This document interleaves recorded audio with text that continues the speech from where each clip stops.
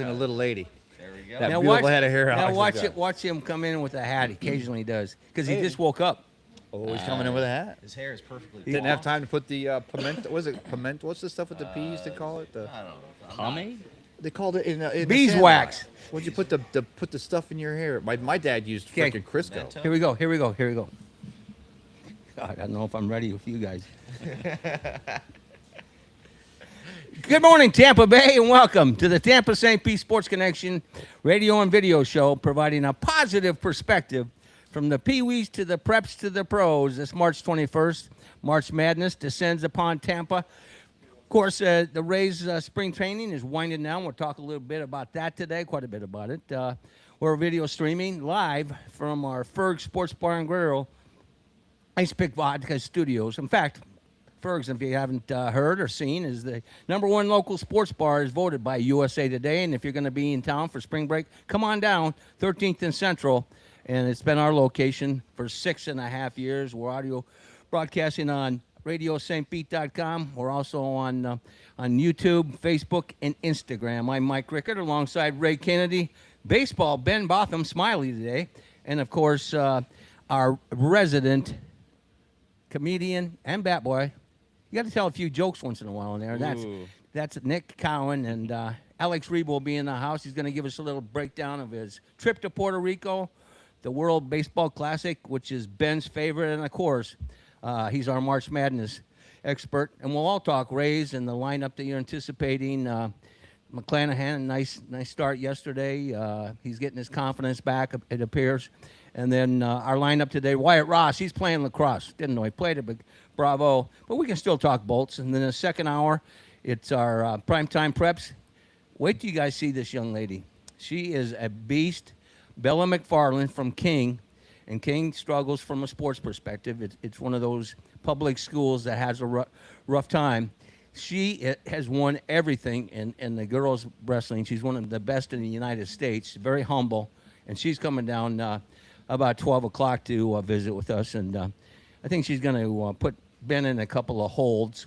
And we'll have some fun with that. And then we're going to get live reports from Valspar. We'll get one in the first hour from Christian Champ Sharp from On the Tee, Florida. He does a superb job for us. He's a handicapper. He might even throw in a few March Madness picks. And then at 12:50, we will talk to Teddy Bruschi. He's our resident caddy, and he actually caddied in the Pro-Am on Wednesday. And in front of him was Gruden, Baker Mayfield, and of course Barber and Rondé Barber. He had a great time, and he'll share some stories. For some of the hacks out there. Now, Ben, have you got all the negativity out of your system? Oh, I'm just Mr. Positivity. You kidding me, Mike? Positive perspective. I don't think we've ever called baseball Ben Botham that. How's everybody's week? Good. No, it was really good. But talk about our wrestler from King High School. I think we found our rallying cry because that's one of the things we're talking about as we get the money toward these private schools. And we have some of the most fantastic programs, but the public schools, as these schools are trying to figure out, they're going to grow into wherever they're going to be existing in the future. But the public funds, that money still needs to be for these sports programs. And I think we're going to find out with this young lady today. This is the very reason why we need to make sure we keep our eyes on that prize. Absolutely. And she'll be with Coach Sivert, and he's done a great time. He's brought the King kids over here before. They don't have incredible success, but just the fact that they're participating. And you know how difficult that is, Ben. Even at Seminole, which is, a respected Pinellas County school and the public side of things. And bowling doesn't necessarily rake in a lot of money in terms of tickets. Ticket sales are not through the roof. Well, it's the Nassau's. But participation numbers have gone up. Participation has gone up. So, I mean, you do have to go out and find ways to raise money, whether it's through, like myself, I went with the American Legion, Post 273. The Sons of the American Legion, they helped out quite a bit. But, we always find a way to make it work. What's funny? Don't you help with their team? Don't you help with their team in the summertime? The Legion team? Yeah, Legion baseball. That's what I thought. Yeah. And I talked to all of our coaches programs we have. One of the things you get with the world famous Fergs, and I wanted to go and touch on that with Mark and Coach out this morning.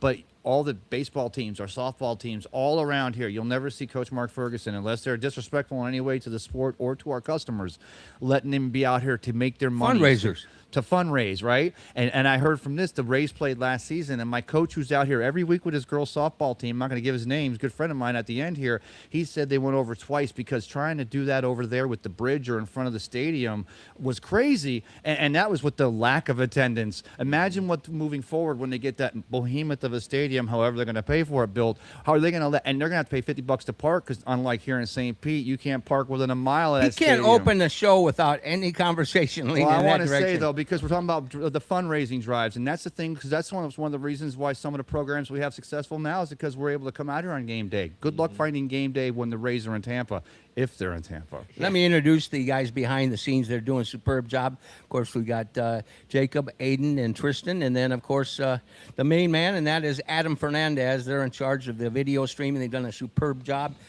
Doing an excellent job on our clips. I appreciate all the effort and energy, but I would really appreciate your effort and energy to go on, like, and subscribe. And those numbers are going up, too, as we expand our footprint here on the Tampa St. Pete Sports Connection down here at Ferg's. We're actually going to talk to Mark. We're going to have him on every week to give us a little preview of what's taking place from an entertainment perspective and sports. And, of course, it's all March Madness.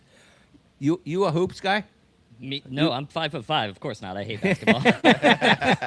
There's the comedian in you. You hate basketball? Well, I mean, soccer. You and Ben, I'm got to get you your own podcast. Soccer, I was no good at, so I don't like soccer. And basketball, I was always too short, so I just like swore them off when I was like 12 years old. I never hit that growth spurt that my parents said I was going to get. You didn't? I No. can't tell. Hey, so if you aren't good at it, you're not going to watch it or participate. Absolutely. You and Ben have a lot in common. I like this. Ray, let's talk a little about I Matt watch Martin. everything. I'm watching. There's like small people wrestling out back. Exactly. It's called micro wrestling. I'm trying to brother. bet on them, but I found there were two homeless guys. They were fighting for a biscuit in the alley, but at the same time, I'm Well, into it. That probably it looks is like a sport. That's probably a fact as well.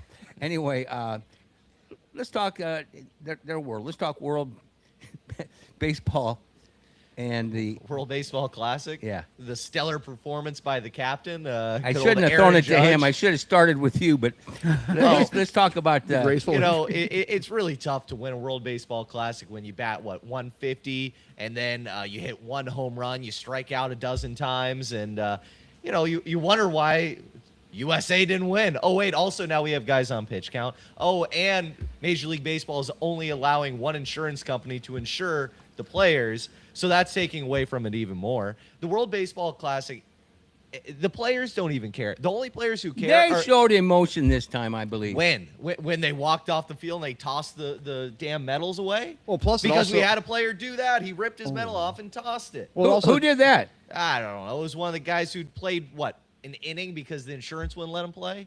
I think it was the pitcher. Miller, maybe? Puerto Rico. No, not USA. Dominican Republic. I mean, No, it was the a USA player. a USA player. Yeah, a USA player took his medal off and just tossed it. He didn't. Well, I want didn't know about that, thing. but I know you had a problem with the fact that to qualify for Team Italy this year, they literally went to every baseball player in the league and they said, "Are you Italian?" And one guy even said, "No, but my mom had a little in her once," and he said, "You qualify. You're on Team Italy," which I mean that. But at the same time, it opens up the international. It not only puts light on the fact that baseball is a world sport, as football continues to make more banking, but tries to become that. Even if they had to fabricate this tournament, which I also pose was good competition. I mean, the whole, I will. I'm I like on how you your said side, Ray. fabricate, because the whole idea of it being this international thing, it feels like a fugazi when half the teams are all like you said. Oh, well, my mom, was with an Italian Don't say one. it. You might get it wrong. I practiced. I probably will.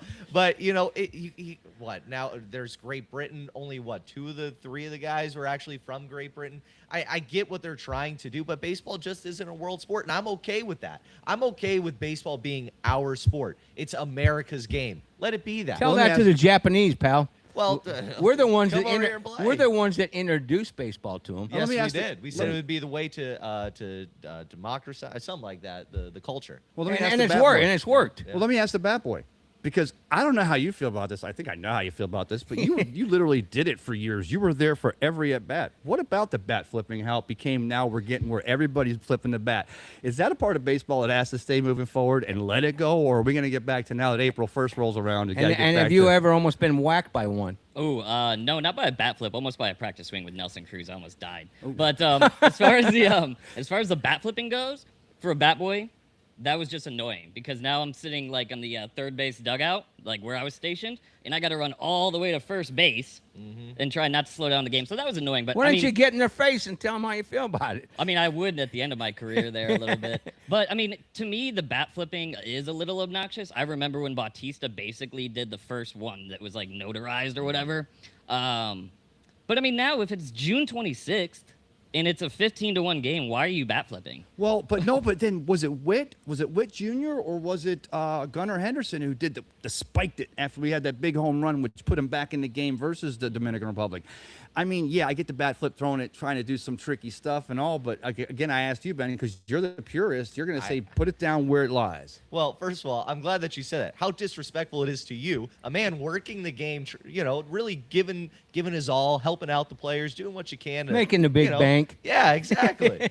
and then he's disrespecting you by tossing it all the way over there. That's ridiculous. It's disrespecting the game. I can't stand it. If I'm a pitcher, which I was, I'm going to throw a ball right at your noggin, and I'm going to show you that not only did you disrespect me, you disrespected the game, and you disrespected the bat boy. Wow. It's all about the bat boys. Exactly. Ben, I do have a question for you back about the WBC, though. Did you see what Max Scherzer said? No. Okay, so he did an interview, and he said that he wants the WBC to be pushed back 2 weeks so the pitchers can ramp up a little bit better, but he proposed, like, shortening the season by, like, a week. Shortening. To accommodate the WBC and Number get of the games actual- or try to pack 162 games into a he shorter said, period like, of time. He said do like 154. If you want to have in a WBC year, you want to have 154 games, but you push it back 2 weeks so you don't have these pitch limits. You don't have all this like breakdown of the pitchers. That's not going to change Ben's opinion. I mean, I see what he's trying to do. He's trying to make it mean something because it doesn't mean anything. And I think I believe it meant something. It means something just because Rob Manfred says it means something. It's new. There's no history. There's no culture behind the World Baseball Classic. I don't care. I'm sorry. I don't care if it's tiddlywinks. If it's USA against anybody in the world, it means something to me. But they're going about it all the wrong way. And I do appreciate Scherzer saying something that he's actually coming up with an idea better than what Manfred is coming up with. Let me ask you this. Would you rather it be in the middle of the season, at the halfway mark, you make the All-Star break a 2 to 3 week period, and you call it the World Baseball Classic All-Star break so that you can say it both means something and everyone's on full schedule? That would never happen. Somebody gets injured during that period, and they're in first place at the break. Anything along those lines, and you think insurance is tough now, that would be an impossibility. Plus, logistically, with the players who are not in the WBC, those guys, like, you know how pitchers are, they need to be on their schedule, on their routine. So it'd be like the summer camp that they did during COVID season when people weren't on the active roster. That would be really tough. See, I think the thing that would make the most historical sense, and if you want to create some kind of a culture behind it, something to say like, oh, look, we have this historical narrative of baseball happening and involving a world community, it would make sense to do it after the season. Kind of like how Jackie Robinson's All-Stars. They'd never do that either because then they say they're exhausted. Right. Well, at least all that money they made. There's some history behind it because there used to be teams that traveled the Barnstorming. world and barnstormed after the season was over. Do that. That makes a hell of a lot That's because they were desperate for money. Well, I'll yes, tell you but how at it least works out, then. there's some history behind it. Well, keep the camera on Ben's face on an up close and tight personal. I'm going to say how this works out. You do shorten that baseball season. You expand it. You make the divisions like the NFL. You go from 162 down to 100 games. Shut your yapper. And you expand the offseason for a barnstorming tour. That's Manfred's wet dream. But that's what he's going to try and do. That's what 2026 is not just about a salary cap. There's a whole lot of things they're going to try to get in there. Lord knows if they'll get anything done. Let me present our sponsors before I lose them all here. Anyway, OnePriceWipes.com, your trusted payment solution. And boys and girls, no, Melina's not here today. I also have a new sponsor. It's called Stretch Zone. They've been beating the hell out of the old man on a every other day basis. It's my physical therapy. But I tell you what, if you got aches and pains and mobility issues, these guys know what they're doing. And all the guys at my location are going to med school. So it's superb. Stretch Zone over here on 4th Street, and we'll have them on from time to time to talk about it. And it's actually superb for our golf show because dinosaurs like me that need to be out there swinging. Well, it's not just that. I mean, my at UPS, 5 nights a week, 4 hours a night. The only way I'm able to physically do it is when I start feeling the adverse effects or I start having problems muscular-wise or whatever, I get to where I have a stretching system where I'll start stretching the area. What they're doing is they're effectively showing how to, well, if you got an issue, some pain, some aches, or some tightness, not only how to do it correctly, but how to implement the habits that'll keep you stretching moving forward, keep you moving longer. You're going to do the ad when we create it. Yeah, I mean, and then of course, I'm all about them. Body Armor, Coca-Cola. Body Armor, I don't know if you see it, they now launched a campaign. They're everywhere in the March Madness broadcast. Not that you two would know because you're not watching the March Sadness. The broadcast. Have you ever watched a college basketball game? I used to go to them actually at Savannah State. I had a blast. Yeah, you went because you get liquored up. No, with your buddies. There's no alcohol sales on Savannah State campus. There Mike. is prior to the game, I bet. Yeah, I mean, I actually won the March Madness bracket challenge 2 years in a row. And you don't know a damn I had thing. no idea who that. I just randomly put down names. I won like $4,000. Wow. What? there you go. If you want basketball picks, Yeah. come to me. This guy Yeah, I guess so. Hey, Lux in the morning. you want to take care of the rest of Yeah, this because hey. this thing I might as well go to the bathroom with it. It's worthless now. How about those Gators? They won by a lot last night. Shut the yap. They play my Iowa Hawkeyes tomorrow. The Hawks beat Clemson, which was a shocker, and I'll be taking action. And I want about 18 and a half points. Let me tell you that, and the way that team they played against last night, I was Saginaw State or whatever it was, the Gators, they were hitting them threes early, and of course the Gators, they have 17 7-footers, so the size was always going to win out there. But against tomorrow night, that's going to be a fantastic matchup. Well, your son Tristan loves the Gators, and if I was going to be a betting man, I think they are actually coming into their prime, and it's the perfect time of year to do so. But I think the Iowa Hawkeye faithful will be a little disappointed, but at least we advanced down here. I should be going to the game. I still may go to the game at the last minute. And I think I got a ticket for you, Ben Botham. Oh boy. Wait, for the I'll game be at the tomorrow- concession stand. for the game tomorrow night, I want to know if there's going to be more, because I was at that Iowa, the Hawkeyes game for the ReliaQuest Bowl, and there was a lot of black and gold over there at Ray J. I want to know if you'll see more black and gold or more orange and blue tomorrow Hey, night. take a picture. Chime in on that Outback Bowl, the Iowa Hawkeyes in Florida. Yeah, Ben, you can hold it proudly. Wow, Outback That's Bowl. the last time that Iowa versus Florida was beaten by an Iowa team. Are you predicting one for tomorrow night, too? Absolutely. Are you going to get me a ticket, too? My wife's out of town, Mike. How the heck are you getting him? Oh, because he's a better wingman with you. You guys can, okay. No, I would take you if I was going. Thank you, brother, because I actually know what You Why would I actually want- understand the game? I actually understand the game. It's called a free throw, Ben. I It's wouldn't called be the- able to focus on it's my called the charity Hawkeyes stripe. because he'd keep asking me questions. How come that guy put the ball behind his back? Hey, I know when to stop the clock. I know when to stop it. No, but you've blown that a few times too up there at Seminole. No, not with women's basketball or girls basketball. I've been pretty on point. The game's nice and easy Nice going. and slow. No, it's quick pace. It moves the ball. It goes there and back, and they make a shot. And, Thank God Alex Reba's in the house. oh, look at that. Thank you. Now, out of our panel of well-educated young men, Wow. 2 out of the 4 know something about March Madness. Ben Botham on your right, Alex, The ball's orange. can't stand basketball, and the bat boy in the far left is on the same team as him. So thank God that you arrived. Welcome back to America. Thank you. First weekend in St. Pete in 5 weeks, so excited to be home for a change. Thankfully, Tampa was host, as you can see on my chest. That is a But, cool hoodie. Was that about $80? 70. You're close. The best T-shirt was It's already got my sold out. Hawkeyes on it. I got to get one. Does. We got the Hawkeyes. I had a Gator guy. There's some not bright bulbs in their fan base. I've Yeah. noticed. Did you hear that, Tristan? He asked me, "Who are you cheering for? You have every team on your chest." I said, "Have you ever been to a basketball tournament? They have, event That's what he merchandise." said? He asked me that, and then I told him, "Well, I'm a Penn State guy," and he goes, you a Jerry Sandusky fan? And I said, well, you are just the dumbest human being Shut I've your ever. I gap. swear to God. I would have been I a was little more like, colorful I'm a than huge that. fan. Why You're don't you one go? to ask Urban Meyer. Yeah, why don't you go hit your head on the urinal, you moron? It was ridiculous. It was That was ridiculous. yesterday That over was there? yesterday before the Gator game. And I had a Gator shirt on underneath the hoodie, but I wasn't about to tell him I was a part of his kind. How after old was that this comment. dumbass? I don't know. He had flip-flops on. He looked like I'm not going to go into it. I'm not going to go into it. This is a positive day. This is a great weekend. I don't need to dwell Was it anymore Zalupski? on that I guy. think he's on the board. It was not Zalupski. Okay. No. Such a yapper. No. Hey, he let's All get right. past right that. in with Let's their get past energy. First of all, no, all, I have one more thing. I was listening to you guys before here. I love that you started on the WBC. I think you're one of the few shows in America probably talking WBC today.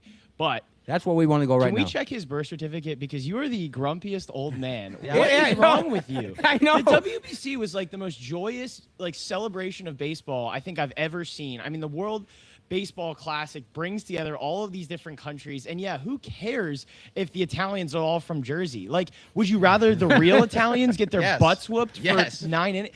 Well, maybe we get some real Americans who want to actually play for the I U.S. agree, team. but they're not. Baseball's not going to let them because this insurance policy bull crap. Do that what they Max Scherzer said. I know you referenced it. It's the absolute fix to all this. The middle of the season stoppage is a terrible idea. I never thought that made any sense.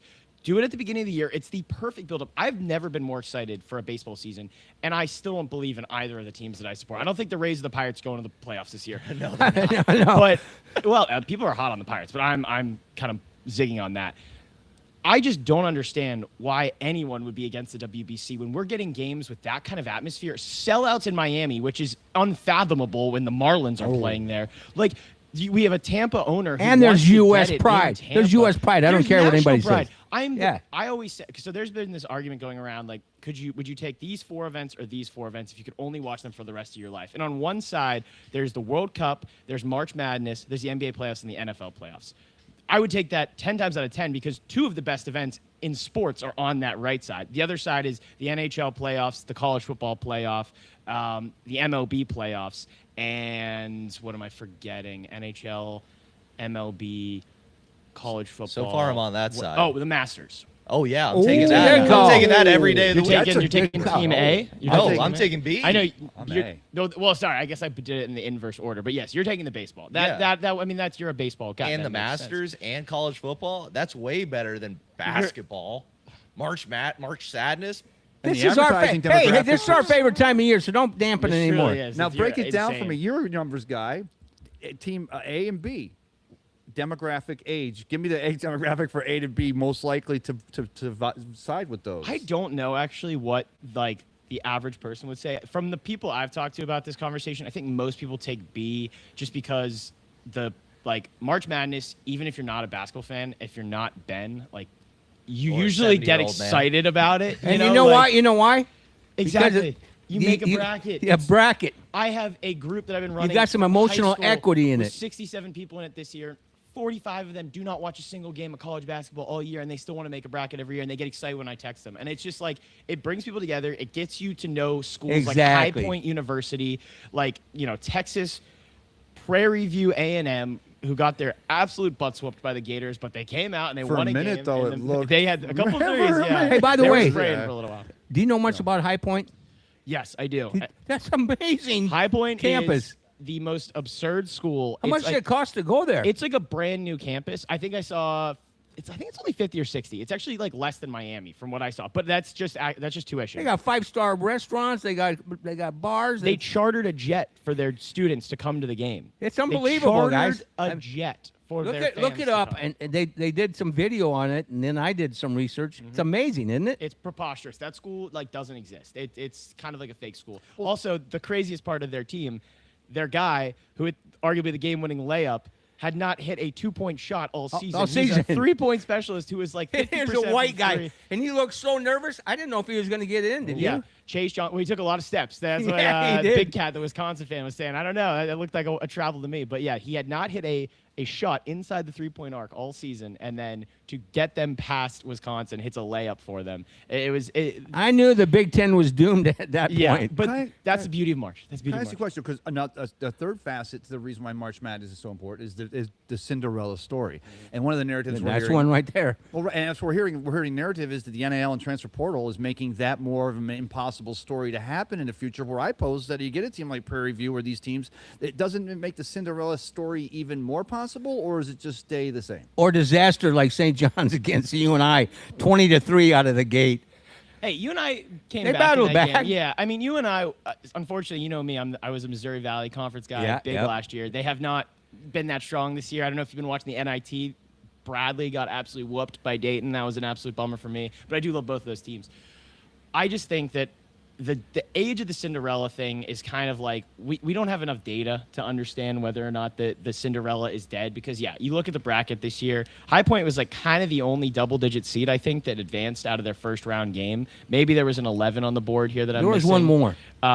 Texas, but that's Yep, not a yep. they're not a I don't they're consider an them an SEC 11. team, like that's a lot of people had Texas going on to the second round and getting past Gonzaga.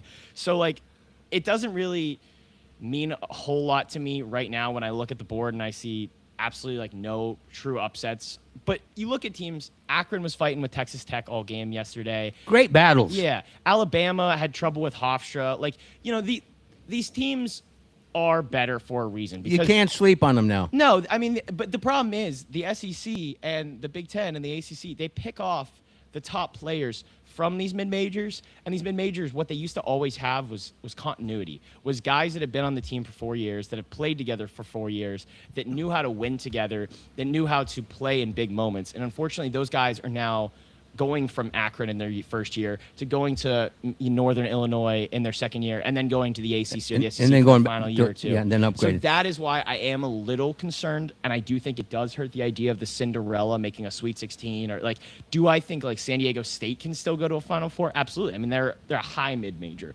But do I think like the George Mason story? Even George Mason's in the A10, so that's kind of disrespectful to them. But like, we're talking like the lowest. It could FAMU. potentially happen again. FAMU's never. I mean, I'm no disrespect to the swag. Like, if they go to a Final Four, I will go to the campus and I'll do the John Ross. I'll buy everyone drinks at their bar. If A FAMU can happy get there hour. one day. Hey, let me ask you this. Speaking of 11-6, what happened with the USF Bulls? They didn't get that victory. It was 11. They played hard towards the end. but they played great. the But end. it also is Brian Hodgson.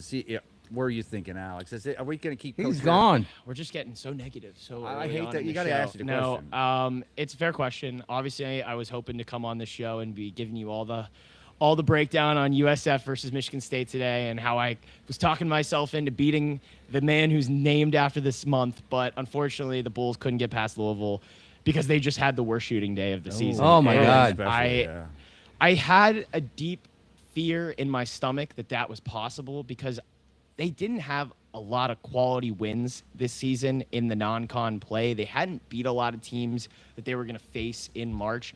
Kind of their best non-con win was a home win against Utah State. Great team, great win, beat Villanova yesterday. They look solid. But that was at home. And then in terms of like non-con games that actually impressed me, they didn't have a lot. They kind of blew games late. George Washington, they had a non-con game. Western Kentucky, they had a nice win, but Western Kentucky wasn't very good this year. No, they disrespect weren't. to They were your down. Hilltoppers. They lost to a couple teams that weren't even in the tournament in the Bahamas. So ultimately, they didn't shoot the ball well. Well, and yet they were still only down at 10 at half, and I was talking myself into just make a couple threes and we're going to win this game. And they're 20 you know? points. It would have been the second largest comeback in the history of March Madness if they hit one or two of those threes Just one or early. Let's two. be honest. One or two of those threes go early. That game, they may not need that 20-point comeback, and it's a completely different ball. I know you want to keep it positive, but that was a bizarre press conference at the end of the way he was referring to So USF. people are concerned about that. I'm concerned too. I mean, he's probably one of the top coaching prospects right now due to the fact that he came in to South Florida and already got into the tournament year one. I was much more concerned about him taking the Syracuse job than I was the Providence job, ultimately just because the Syracuse job, I think, would have been closer to Buffalo, and he has that family from Buffalo, and that's been like the trendy story about, his father, his adopted father has dementia, and he wanted to be closer to him, and I would Came and watched him. It was You great. can't fault the guy for Great wanting to do story. that and take a job that's arguably better than the South Florida job. But the Providence job, I mean, yeah, they have a bit more I don't know, diehard fans, you could say, but they're also kind of crazy fans too. The whole Ed Cooley situation kind of speaks to that. So ultimately, I'm kind of just like sitting back. The guy was very reflective. Obviously, it was his first NCAA tournament game. He said he thanked USF for taking a chance on him. He'd never had an NCAA tournament appearance. So I'm not exactly going to, clutch my pearls and say he's out the door already, because I just don't think we know what's going on. The guy was in the heat of the moment right after a big tournament game. And the fact that we already know the Syracuse job he said he's not going to be taking, which I don't understand why if you're an agent or anyone in his camp, you put the statement out that you're not taking the Syracuse job. If you're trying to leverage your job. It's a narrative killer. I mean, that's what you're Providence. doing. You're saying, put it out there, let it answer it once. We'll say it's ditto from here on out. And I think you're right. And there was people even going, did he even get on a plane after the game? And I'm like, that's the kind of thing. That's the world we live in today. That enjoy the moment. We just had a great season. Got back to the dance, and reason moving forward now is Nelson. I think he's a senior, right? So he has no more. The key, gentlemen, as you're well aware of, is they get these programs so solid that you don't have that fear every year. Let's talk about VCU, North Carolina. What do you do if you're North Carolina? I mean, Did it break your heart? He's got no, I'm a Right. Duke guy. I'm very. Did you happy see to Roy North Williams' Carolina. face, though? They panned to him about 4 times.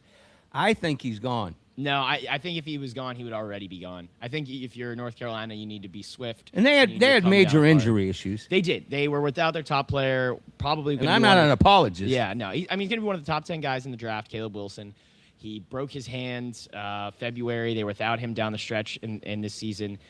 You can't blow that lead to VCU. You can't do that work. Get yourself up. in that 19 game. points. 19 point, one of the biggest comebacks in the tournament's history. You just can't do that. And I was on VCU. I think a lot of people were on VCU as a trendy upset pick. VCU did not shoot well either. They kind of looked like South Florida. They weren't able to get any threes going down, but they hung tough. They hit their free throws. They kept battling with UNC. They got that game to OT, and then they neither team could make a basket in OT. I think the legs were gone. They were both just trying to find anything they could. And VCU made the clutch baskets when they needed to, and UNC did not. But man, that's just a tough situation to be in, because if you're North Carolina, you have that mindset that we are on a different plane than everyone else. We need to be winning. Little we smug. Need to be in the Sweet 16 every year at a minimum. And the fact that he got to the Final Four, got to the national championship, and in doing so beat Coach K on their home floor and beat him in his That's final true. ever collegiate basketball game, that's doing a lot of lifting. I mean, if I'm a UNC fan, I'm still telling myself he has that capability. And we lost And the Caleb players Wilson. like him. Yeah, and when they lost Caleb Wilson, like, this team was not the team that he put on the floor at the beginning of the season. And it's not like, they lost to a 15 seed. They lost to a VCU team that was really strong, that got really hot. I think they've won 16 of their last 18 games, and they were insane during the A-10 tournament. So I would not want him fired if I'm a UNC fan. Obviously, I'm biased. I like Hubert Brown too. I think a lot of people like him a lot. He's very well respected, and he's a UNC guy. That's the key right there, too. So I think they're in a precarious place, and he's going to have he had pressure on him this season, and he's going to have a lot of pressure on him next season. It's good. That's a tough one to watch. But also, who do you hire? I mean, obviously there's a ton of great hires who want the UNC job, but who do you hire that you feel can get you over the hump? I don't know. It's got to be coaching royalty almost. You have to be a high major coach with proven success, or a guy that's young that everybody loves. Like, I'm looking at Ryan Odom on this press conference. He came from VCU. He did great things. Man, that Virginia He'd team be struggled. ideal. They struggled with Wright State, another great mid-major that was looking to make some March Madness. But man, Ryan Odom's teams are fun, and this Virginia team is very What about different. Danny Right- Hurley? Right State- Give me Danny Hurley at North Carolina. I mean, wouldn't that be That's fun, not though? happening. You gotta be If honest. I'm Danny It's not Hurley, even why crazy. do you take any other job? Like, cement yourself as the UConn guy. He Like, is. you He's have- the UConn yeah, guy. you He's have not the going pipeline. anywhere. The kids want to play for you. They want to come to Storrs, Connecticut, which if that basketball program wasn't there, I don't know if a lot of kids would want to go to Storrs, Gives you a Connecticut. good chance to coach too, because there's not a whole lot more to do when you're out there. But I keep get playing taking and the doing Lakers cool. job when that whole rumor went around. I don't know if I'm taking the UNC job if you're already a UConn. Ah, Hey, just thought- I I got love a that. personal story real quick, and then we'll move on. Wright State, I was following him, and I don't know how many years. This is his first year. Clint Sargent. He actually is from my hometown, and both my sons, when Benny was a sophomore, played, and he was a senior. They won the state championship, and my other son was the senior point guard while he was a sophomore, and so our family was just giddy because they gave him a nice run. Wright State was a great team. The Horizon, obviously a fun league. Usually you get some good stories out of Robert Morris last year, my boys from Pittsburgh. I think Virginia just didn't shoot the ball well, and that's actually kind of my concern. I took Tennessee to get past them in this round of 32 matchup. One of the best round of 32 matchups I think we're going to get this Saturday, Sunday. But Tennessee defends the three-point line at an elite clip. They're one of the top 10 teams in the country, and Virginia relies on the three ball heavily, and they could not get it going against Wright State. And Wright State they were shooting really well, and they had a chance to knock them off. But Virginia, they had some big scoring on some guys that you can lean on, and that's usually the difference in those games. You need your best players to step up, and unfortunately, Wright State just didn't have a guy that they could go to. I mean, look at a great example. I was so upset for the Hurricanes that they had to go to St. Louis to play a Missouri team in what was a de facto road game, a home game for Missouri. And they had a guy, Trey Donaldson, who's played in big moments for Michigan on that late game last night, and he was just drilling shots for them. And I thought Missouri, no chance. I mean, they had that entire building behind them, but Trey Donaldson put the team on his back and just carried them to a victory. And now I think the Hurricanes, they have an interesting matchup coming up here. I mean, Purdue, yes, they were the number one team coming into the season, AP ranked, but they've had some I'm not that moments. impressed right now. No, I mean, they look good in their opening game against Queens, but no disrespect to Queens. This Miami team has played really Queens good in isn't their first Miami. season. Yeah, Jay Lucas has this team going. I was a little bit of a detractor looking at this Miami team. I mean, they had only beaten some good ACC teams, but the ACC as a whole I didn't think was that strong. But the way they played against Missouri in a neutral environment, or a hostile environment, I think Purdue fans are gonna rush that building. Obviously, Miami fans, I don't know how many are gonna get up to St. Louis from Coral Gables, but I do think that game is gonna be very fun to watch because Purdue, if they aren't making shots, if Braden Smith isn't able to find passing lanes for his guys, that Purdue team is ripe for an upset, and I think Miami has the talent absolutely to do it. Well, let's talk. The most exciting game probably was Santa Clara, Kentucky. Absolutely, I was hoping you would say that because we didn't get a ton of March moments that we'll look back on in a few years, but I will not forget that Santa Clara. When he hit that shot, Santa Clara, did you notice the guy that hit the shot? I can't think of his name. He ran down and didn't really turn around on defense. No. Just in time to see the ball coming through the net. Well, I mean, Odafe Owe is a fourth-year senior for the Kentucky Wildcats, and I said if Kentucky wins this game, it's going to be because a guy like that puts the team on his back, is what we always say, guards win games in March Madness. And he had, I think, 10 points between that shot and the OT. I mean, he put the team on his back. He didn't call bank, though, so it shouldn't have counted.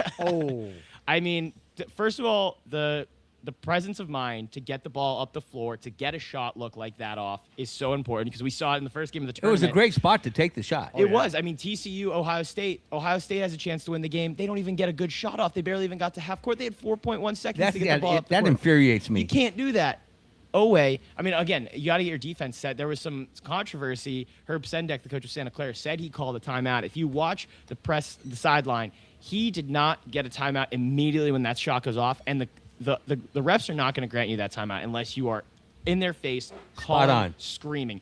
He walks, he takes 3 steps, and then he runs up to take a timeout. It was just, his guys were not set. He recognized it a split second too late. That gave Kentucky all the momentum they needed to get up the floor, get that shot off.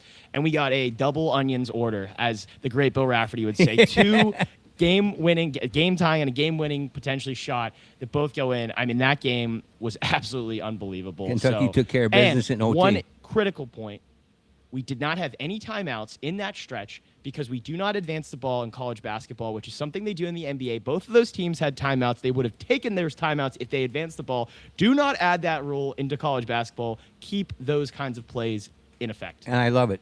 All right, let's talk. Of course, I got to go back to my home state. Iowa State Cyclones, one of the teams, many people are in their bracket, to get to the Final Four. Those dreams were quashed yesterday.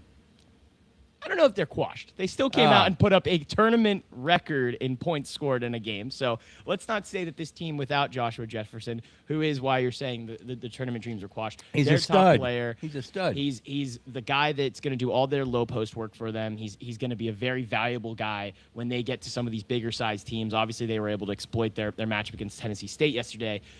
But in that game, Taman Lipsey got into foul trouble early. They lost Joshua Jefferson basically 2 minutes into the game, and they still showed why they are so dangerous. They can hit the 3 ball at an elite clip with Milan Mincilovic, who's I think he should be a lottery pick. I don't understand why he's not being talked about more. This guy is 6'8". He can hit the three as good as anybody And with that else. last name, folks, he's actually an American. He's from Milwaukee. He's a stud. He's an Yeah. absolute stud. And Taman Lipsey is one of the most veteran guards you see in this tournament. Hometown boy from Ames. Hey, well, we love that. I mean, they're just not a great free throw shooter. He's like a 67% free That throw team shooter. we talked about before. 332nd in the country in free throw shooting. That will be their death nail if they get into a tight game. And they're how not many making free games throws. have you watched in the last 2 days where free throws? I want to throw up. You guys are Division I athletes. I was a prime example. He was I can't think of his name right now. The big guy, number 3. Yeah, the big guy. Yeah, from Drake. I'm forgetting his Sit name. his ass down. They did. They're doing, yeah. They had to. They were because doing they the were, they were Shaq. hack-a-shacking They were doing it. a Well, you know what's funny? Cam, I think Cam. There's something that you get a couple of years out, you'll see the numbers good. Maybe when these players are jumping into the portal and having to learn an entirely new offensive system and an entirely new team year in and year out, maybe free throws is the one thing that they're losing the Yeah, time. I mean, that doesn't mean you that should still be. You should be Well, bricking no, it. but I mean, still, they shoot them every day because you need to be continuously shooting them. I mean, something has to suffer if you're continuously learning a new offense year in and year out. Okay. I don't think it's the free throw shooting. I think free throw shooting has always been It's the most defense? important thing in college basketball. Without a shadow of a doubt. And you can't teach Because it of the like- one-on-one. You can't teach it. Like, guys just have to want to try to get better, and they also have to have the mental fortitude to be able to make free throws in a neutral site environment. These guys are used to playing in smaller gyms, and then they get into these NBA, NHL well, and the depth arenas. perception, Depth e- perception. everything. And then it's just pressure, man. It's you can be. I saw guys who were 90% free throw shooters missing free throws yesterday that you would never dream of them missing. You know, which is why as a kid growing up, my favorite player was JJ Redick because I've never seen a more clutch player at the free throw line. The guy was unstoppable You at said it. depth perception? Depth perception, yeah. Yeah. Yeah. perception. Just think about it. If you're in a small gym all year, think Listen, about what the who practice knows white nothing basketball about game it? is gonna On a look. white backboard. Okay, man. well, Is it the same distance? think about a baseball On a stadium. baseball field, if you know how far it is from home plate to first base, I could throw the ball there with my eyes closed. But think I if can you're- say, that's I can say, BS. when I was a ball boy, like if we had an ESPN game where it's full and everything like that, and you got the full stands packed, it was different than if it were just like. You've ever heard of empty the stands. thing called the batter's eye that messes with the guy's depth perception? That's why they have nothing out in center field so that there aren't fans messing with their depth perception. Yeah, because a Well, he's a white ball, pitcher. He likes to- it's he a doesn't white, agree with it's the a batter's white eye. ball on a white background. Of course, you're not going to be able to see it. But That's they different than they take shooting. they take measures to prevent the guys who are hitting and trying to hit the ball so that they can have better depth perception. But in Like, college, they have people that are like naked doing crazy things behind every Exactly. shot, I was so just gonna say it's a that little as well. different. I mean, it's I don't just- get basketball. It's You- so, you it's so definitely soft. don't. It's soft. My depth perception's off. I can't make a free throw. That's free. No, grow up, guys. It's the charity Like stripe. that's Make it that's charity. a BS excuse. You- I don't know. Maybe I'm crazy. Who's that Kareem Abdul-Jabbar guy? Who's that guy? I saw him. That's a thing, right? That's basketball. That is a guy. The guy has like 4 nicknames. You're talking about Robbie Avila of the St. He's Louis got the Billikens. spectacles on. I like the yes, spectacles. He wears the rec specs. He was previously a mid-major darling in Indiana State. Yeah, he was. Sycamores. That team won 30 games. They just missed a tournament. They lost in their conference Now tournament. he's kicking ass with St. Now Louis. he's at the Billikens. They had everyone thought in year 1 under Josh Schertz last year that they were going to be a tournament team because they brought him over. They brought a lot of talent over. They just didn't put it all together in year 1. But thankfully, he still had enough eligibility that he came back this year. And that team is dangerous. As you saw, they absolutely sprayed the Georgia Bulldogs. Like Oh the my God. Bulldogs I got loved it all day long. destroyed. And now they have to take on a very difficult Michigan team. But, you know, Robbie Avila versus Yaxel Lendeborg, that is going to be a fun matchup. That's our first game tipping today at 12:15. So we got to run over to my TV after we finish up here. That game's really fun. Obviously, the Billikens are heavy underdogs, but a guy like Robbie Avila is one of the fun storylines in March. Yeah, like you said, Kareem Abdul-Jabbar. He has like 4 other nicknames. Milk Chamberlain. Like, he's got so many fun nicknames. And we don't have enough good nicknames anymore. So many of these guys are like RG3. It's like their initials, you know, SGA. No, that's not a fun nickname, you know? Like, in the 80s, like, The all these Greek guys Freak. have great nicknames. Greek Freak is a good Probably one. the last great That's an one. underrated one, yeah. Yeah. There's a couple guys in the NBA that still have good ones, but like, yeah, we need ones like the Refrigerator Perry. Like, that's just a great nickname that sticks with We you. need a Spud Webb, though. We need an actual name that just sounds like Well, basketball. we get some good names. We get some good names. I feel like All Right and his brother Always are always fun. Like, you know, I love guys like that. But no, let's get back to the bracket. Well, So- before my ADD kicks in, you know, how near and dear to my heart the Hawkeyes were, and you were at the game. Mm-hmm. And I thought, you know, I was an ace here. I thought Clemson would beat them. Clemson you was, thought Clemson was going to win? yeah. Clemson lost their best player. and they're very unimpressive from an offensive perspective. And when we got out to a 14-point lead, I thought, here we go. And then we got very conservative, which is typical of that offense. What was your perspective? My first takeaway from that game, I saw a stat later on Twitter. There was not a single transition bucket made in that game, a fast break bucket made by either team. Not a single Well, one. Iowa, I believe. 0-0, which we knew that was going to be a slow tempo game because that is the way Iowa likes to play. Some people can't stand to watch it.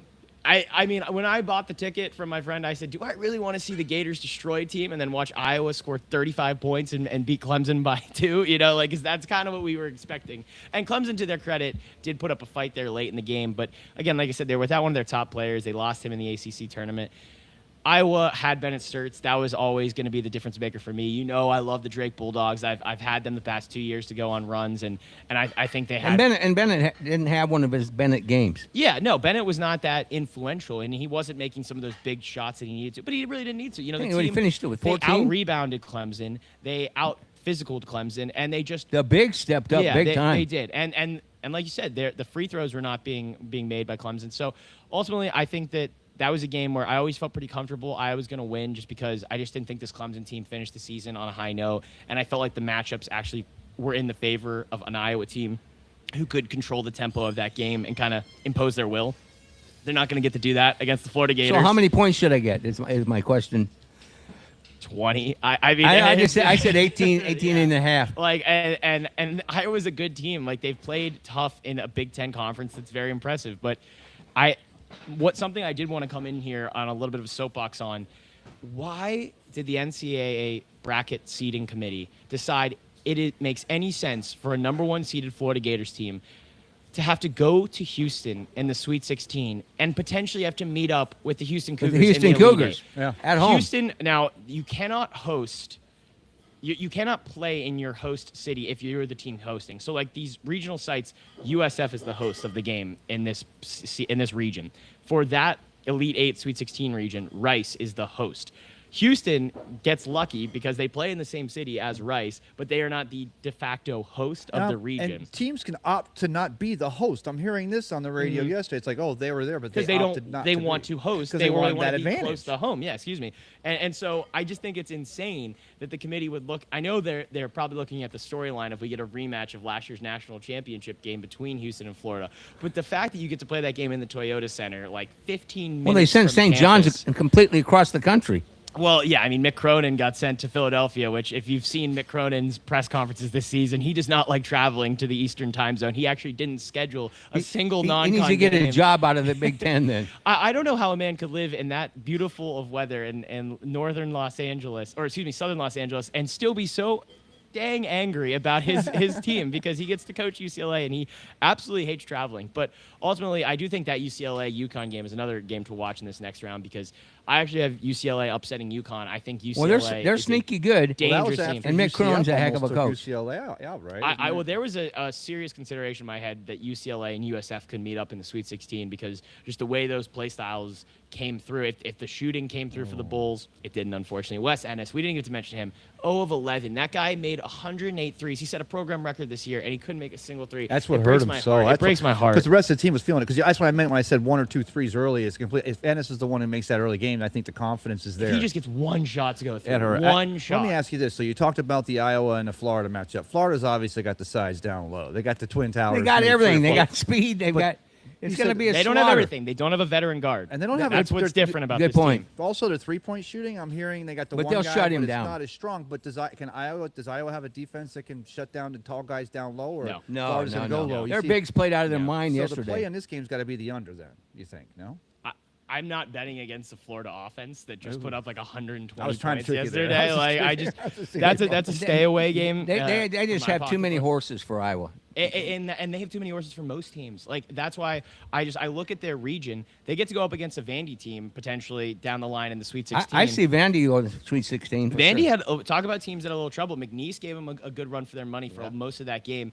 But yeah, if we're projecting, so you have Vandy over Nebraska because I have Vandy over Nebraska too. But man, when I was I'm pulling for Freddie Hoiberg. when I was looking at that Oklahoma City crowd, every I think person in Lincoln traveled there because that Well, was they haven't had anything to get that excited about for a long time on the football or the basketball and I side. get it, and they have a great fan base. And I can't stand the Cornhuskers being an Iowa fan. Mm-hmm. However, Fred Hoiberg, and I've had a lot of, I played golf with him a couple times. He's just a great human being when he was at Iowa State. He got me tickets for my kids and I when he was with the Bulls. They don't make him any better than Freddie, so I want to see him get a win. And he got it. And he got it. He got it. He broke the streak, finally got Nebraska on the board as a program in the NCAA tournament. And I think he's going to get a very good chance at a second one against his Vandy team. But ultimately, I just think Vandy has better guard play. I think Vandy has, shown more over the course of the season. They got hot in that SEC tournament. They beat that Gators team, and probably one of the more shocking results I've seen later in the season. But I think that game is going to be phenomenal, too, because both of those teams, if that Nebraska crowd starts surging and Price Sanford starts hitting shots for that team, they absolutely... He's a freaking traitor. Yeah. left my Hawkeyes. How can you Sorry. leave Iowa to go play at Nebraska? Yeah. Hey, there's no more loyalty in college basketball. We're in a different era. And he's from Des Moines, Iowa. He's from Waukee. This makes me throw up. So we got King High School in the house, so we're not going to have you but another 10, 15 minutes. Before we let you leave, I'd be remiss. Again, We're going to get a quick live report from Valspar, which you'll appreciate. Well, let me ask you real quick, the biggest surprise or takeaways from being in the WBC, being at a game, seeing those bat flips live and all that crazy stuff. What's going to carry over to baseball here in 2026 here? Get Ben fired up again. Yeah, let's get Ben I don't fired even up. know, that's such a good question because, you look at a guy like Juan Soto and how much, playing for Team DR means to him, and then he goes back there was to, passion on those teams, Ben. and he goes back to, a Mets team where, there's always, this pessimism from the fan base, and there's all this, we lost Pete Alonso. They're New Yorkers. We're not What do you spending enough expect? money with, a different culture. the Yankees. So I always was fascinated, especially because, those clubhouses, in a week, that DR team was tighter than I think any Mets clubhouse has been since, the 2021 run that they had, or 2022, whatever that year was, to the NLCS. But, yeah, I don't know. I think that's going to be a fascinating thing. For me, it's just, the difference in the fan, when you go to a baseball game in the MLB, even if it's a really good game, like a Sunday night game or a rivalry game between Big the Phillies pitching and the Mets, matchup or what have big you, pitching yeah. matchup, yeah, sure. You get Skeens out there, you get Wheeler, and you get DeGrom, and all these top level guys. There still isn't that same buzz in an MLB stadium until the postseason race, and that is so far off. That is 130, 140 games away. Yes. And that is months away. Whereas in the WBC, they bottle the energy of a World Series into a group stage game when PR was playing Cuba. I mean, you have guys bringing trombones. You got one thing I absolutely love about Trombones? yeah, they have literal trombones in those stadiums, and we were reading the banned items list, and you weren't allowed to bring in tiny cowbells, but you were allowed to bring in the big ones. So Why? Why couldn't I you don't bring the understand- tiny ones in? Trust me, you weren't allowed. If you remember the vuvuzelas, those Yeah. red long horns, They're- those were a banned. they're substance. annoying. Those are banned. But you could bring in full-on orchestras of trombones, trumpets, bongos. All of that was on the approved list. So That's historically accurate. They used to do that. yeah, and that's fun. We don't have that. Baseball. They has should become do that such in American baseball. well, yeah. the I mean, the instruments, the whole- Cubs, they used to have a band in their stands. Well, the and- Bucks used to have a band. We used to have a band Yeah. in North End Zone. It was the Buccaneer band. We had all the French horn. That's how I took the French horn because I learned about French horn was at the Bucks games. But it's a big cultural difference. I Yeah. will say this: when you look at games played in the DR or in Cuba, look at how those games are played. There's energy, there's drinking, there's the bands. It's craziness, and it's very. I think in my youth I would have enjoyed that tremendously. Yeah, but he it's also- very boastful. Unlike American baseball, it's different. Well, It's but- the national pastime, and the cultures are clashing, and that's why you see things aren't lining up. America's changing, and baseball doesn't want to, and it shouldn't. I Well, could see Ben sitting all the music going on, everybody's hyped up, and Ben's like, "This sucks. It's not real baseball." That's me and bananas. It was a strike. But here, the thing that's a is, different thing. But you Yeah. post. Here's the thing. Baseball, MLB created this, right? The World Classic, and we love this. And they're putting but you talk about lightning in a bottle and how they get it together in a week. And the thing is, you're talking about a 162 game season, where it used to be whatever team was ahead by the halfway mark, you could almost consider a pennant winner. Does Major League Baseball, does it behoove them not to continue studying that? Maybe even at some point to go to a half season where you got a first half qualifier and a second half qualifier, because it lets you bottle it up a little more. Maybe it makes these games mean more in the short term. I am. That's when I kind of push more towards the Ben side. I do like, keeping things the way they are in some facet. Like the pitch clock, it was a great advancement to make the game better, to make the game a more enjoyable and better product because the game had become so slow and so unwatchable when these guys are fixing their batting gloves for 20 seconds every time they're in the box. When you change, the way that the stats are looked at, because we're changing from 162 games, maybe we go to 120 games, and like that's an ongoing debate in the NBA right now because of all the load management, and we're at 82, and we need to play less games, and all the old guys say we played 82 games, why can't you guys play 82 games? So like I see there's a reason why people say the season's too long. Like we're reporting pitchers and catchers in February, and the World Series ends in November practically. So I understand why people are like that's what makes baseball fans the most impressive in my opinion, because these guys they're locked in, grinding it out all boys year, of summer, even when they're fighting. terrible. Like I'm come from Pittsburgh. We've seen 6 playoff games in my entire life, and my friends are still watching in August when they're 10 games out of a wild card spot. Like, hey, if we just get a couple games, maybe the pitching, and that's the beauty of baseball fans. But I do have like a little bit of a sentimentality for 162 games, for the grind of that season, and you don't have like load management. You have these guys like they want to throw. Obviously, the pitching dynamics have changed because guys are throwing 103, and you got to be a little bit more mindful of Tommy John. But I think all of that to say, 162 games still means Gentlemen, let something the to me. instruments in. We got to wind things down a little bit. I want you to stick around just for a minute because I think it's going to appeal to you. We're going to get a live report from Valspar right now, and then Ben and you. I don't want you guys going anywhere after the wrestling because we're going to talk this topic to the top of the hour, and I want you sticking around for the wrestling, helping me there. But right now, let's go to Christian Champ Sharp. He's my prognosticator and handicapper on the T, Florida. He was at the Valspar on Thursday, had a hell of a great time, and you're heading up there again today.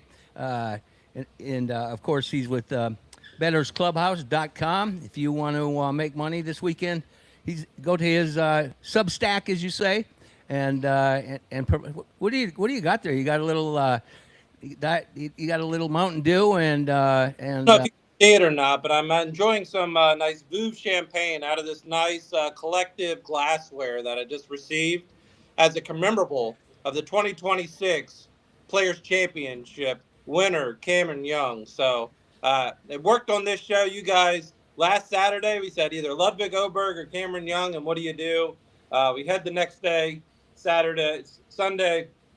Cameron Young wins the biggest trophy. I don't see why we can't do it again. Got to keep the vibes. It's March, superstitions, whatever you want to say. Well, first of all, you're my man. It's 12:50. It's 11:55, and you're throwing down cocktails. Bravo. Hey, go, man. It's Saturday. Saturday for the boys, right there, Mike. Exactly. Well, I know they're clamoring to get up to the bar here in a little bit. So let's talk about the experience and the feel on Thursday a little bit because we know a lot of people are heading there today, and it's a great leaderboard. And so give us a little taste of what they expect and your picks for the weekend. Yeah, for sure. I mean, going up there on Thursday, I had a great experience. Obviously, the weather was immaculate there. A little sunny with a little breeze, felt like air conditioning there. Obviously, rub elbows with some of the game greats there, including Jordan Spieth, Justin Thomas, Matt Fitzpatrick up there on the board as well. And then seeing the older guys like Grant Schnedeker there. But great fan experience. But also what we love about Valspar and the Innisbrook is all the food, all the drinks there, Frenchies out by the pool. The hot tub's running about 90 degrees there. So definitely put in the bathing suit there onto there. The food. The drinks, you got all the tents there, obviously Hooters, and got all the bourbon tent from Horse Soldier as well. So got to go out there and enjoy the food. But the golf, we see squares, we see circles, we got eagles, we got triples. I mean, what else could you want from a golf tournament? Should be more great action. I'm seeing 3 holes under par yesterday. Should be a more carnage, a lot of great time. And strictly, as we love this golf course, I expect it to stay top, very tight at the top there. I don't see anybody really getting away from it. Let me ask you this: how our pro Bill Butner, of course, he was on the PGA Tour for 15 years. He's a big part, a vital part of on the T, Florida, and he's a teaching professional at St. Pete Country Club. But he's a proud, over the top Tar Heel. And I like where you're headed. I like this. I like where you're headed here. And so I want you to talk about you guys' wager, and of course that's your alma mater, isn't it? It is. For sure. Go Rams, go. Proud alum, 2008 there. That's been a long time, but I love it there. It's been great. He was definitely talking some smack as we were leaving the set with his Tar Heels up by a big 19 as we were in the media tent there. Putting Hey, some wait a final minute. Have you done a wellness check on him yet? I haven't yet, but if I know Bill, he's in a nice straw hat somewhere, really with his wine and cheese, like those fans usually do from North Carolina. Sam Cassell said it best from Florida State there. Nothing but a wine and cheese crowd. But, hey, second best comeback in the NCAAs there. Got to love that. And looking forward to 19. I guarantee you, even though you're an alum, you gave up on your Rams.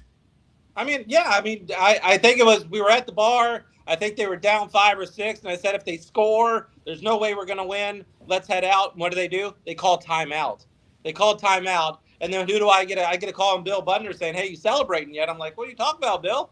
And he's like, "Oh yeah, you guys just fouled." And next thing you know, we're hitting 2 foul shots. Bill's saying some obscenities there to me, giving me a nice there, but really looking forward to it. Team that's made it to the Final Four from the first 4 before. I was there when we beat Duke, right there with Eric Maynor, former Oklahoma City Thunder guard there, way back in the day. But looking forward to it. This is gonna be a tough test against Illinois, but really looking forward to that matchup. And then obviously my pick for the national title still alive there as well. Looking forward to those Gonzaga Bulldogs. See if they can continue. They're not winning a national championship. I can't believe you went out on a limb on that one. What do you think of my Iowa Hawkeyes taking on the Florida Gators? That will be a bloodbath. God bless my Hawkeyes. It's going to be a long Sunday. After I saw that score line coming out of dinner last night, I'm like, holy Jesus, I'm glad. Only worst bet I put on the board. What's the point spread? That one was 59. I haven't seen I got too much golf in front of me and looking at strokes gained metrics at the moment, trying to figure out who to bet. So I have to look at that line. But 59 points is there. And the only thing worse was me betting on Missouri because I can't bet it. I got to bet against the scum as the UM there. So I can't go against. I got to go against those guys.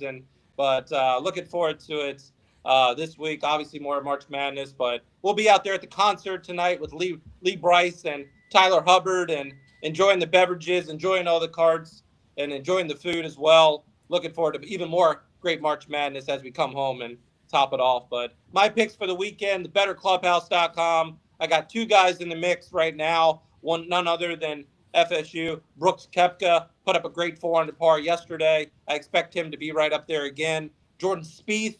This guy gets off to hot rounds, and then he just coaxes it away, unlike Sungjae Im yesterday with a nice 32 on the back, 300 par there. Those are my 2 guys I got outrights on. Looking at the board, it's hard to bet against Matt Fitzpatrick. Only thing he hasn't done this week is putt. If he does that, no reason to think there. A name to keep an eye on, 2 names to keep an eye on that I'm curious of how they approach today. Alex Smalley is a name that I really like. And not Chandler Bing, but it's actually Chandler Blanchett. This is a guy who finished second last week at the Puerto Rico Open. Keep an eye on those 2 names. And an outsider, Marco Pinge. This guy's got a great swing, great story, a very good pairing with Matt Fitzpatrick, 2 English guys. Those are about a couple names to keep an eye on this today. But once again, as I mentioned, we knew that 7 under par after Thursday wasn't going to keep happening.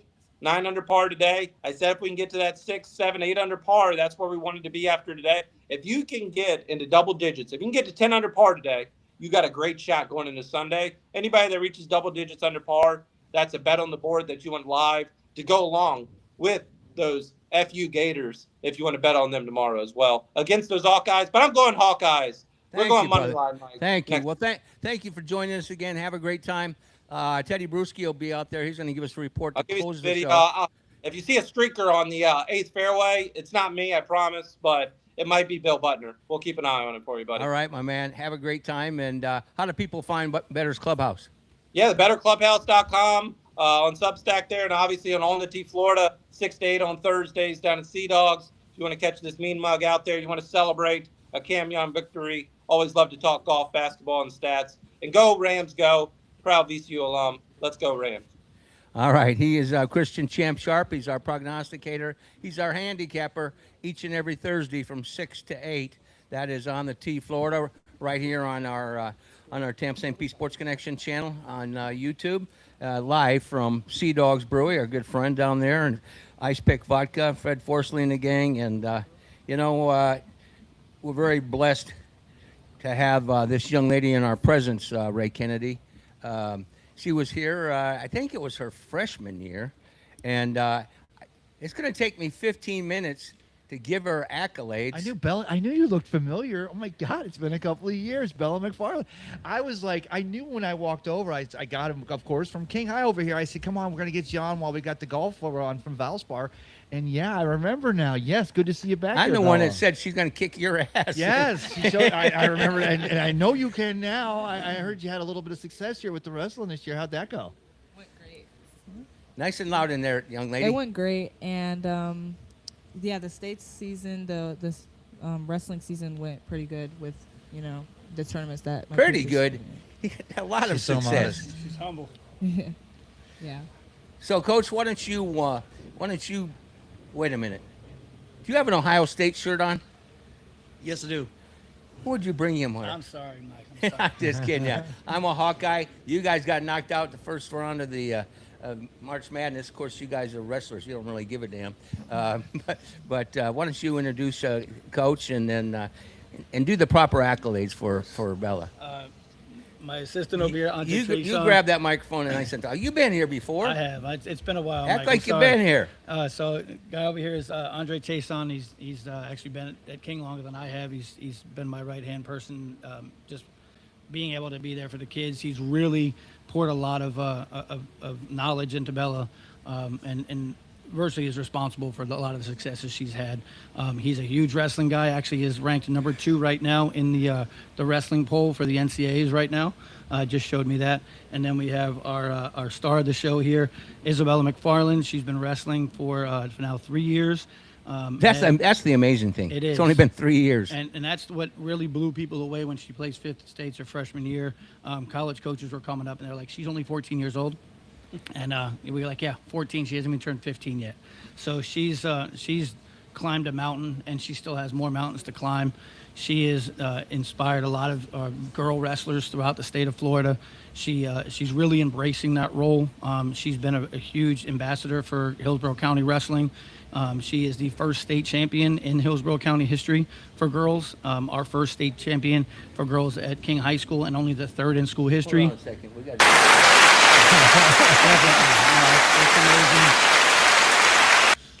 She deserves too much applause. I mean, we've just begun going through her resume. It's really scary, Mike. I mean, I've been coaching wrestling for a long time, and to have somebody of her stature is very humbling as a coach. And it's amazing to watch her growth. She really has been very humble through all this. She hasn't gotten an ego. She's really understanding what her place is in girls wrestling now, and it's what's really is a bigger testament to her. So, do me a favor, and Belle, let me ask you this. People are out there maybe even understanding. There are some people who are going to say, whoa, there's ladies, girls wrestling, there's women's wrestling, and here's a leader right here, a state champion. Is there differences between the boys and the girls wrestling? And as you've learned wrestling, well, obviously, but no, in the last 3 years, what are the differences that make girls wrestling even better or even more competitive? Because girls, as in like, when you go to the guys wrestling, it's just. I know. Turn that microphone around, young lady. The heart. You'll see it right there. That little. There you go. There you go. You'll see it.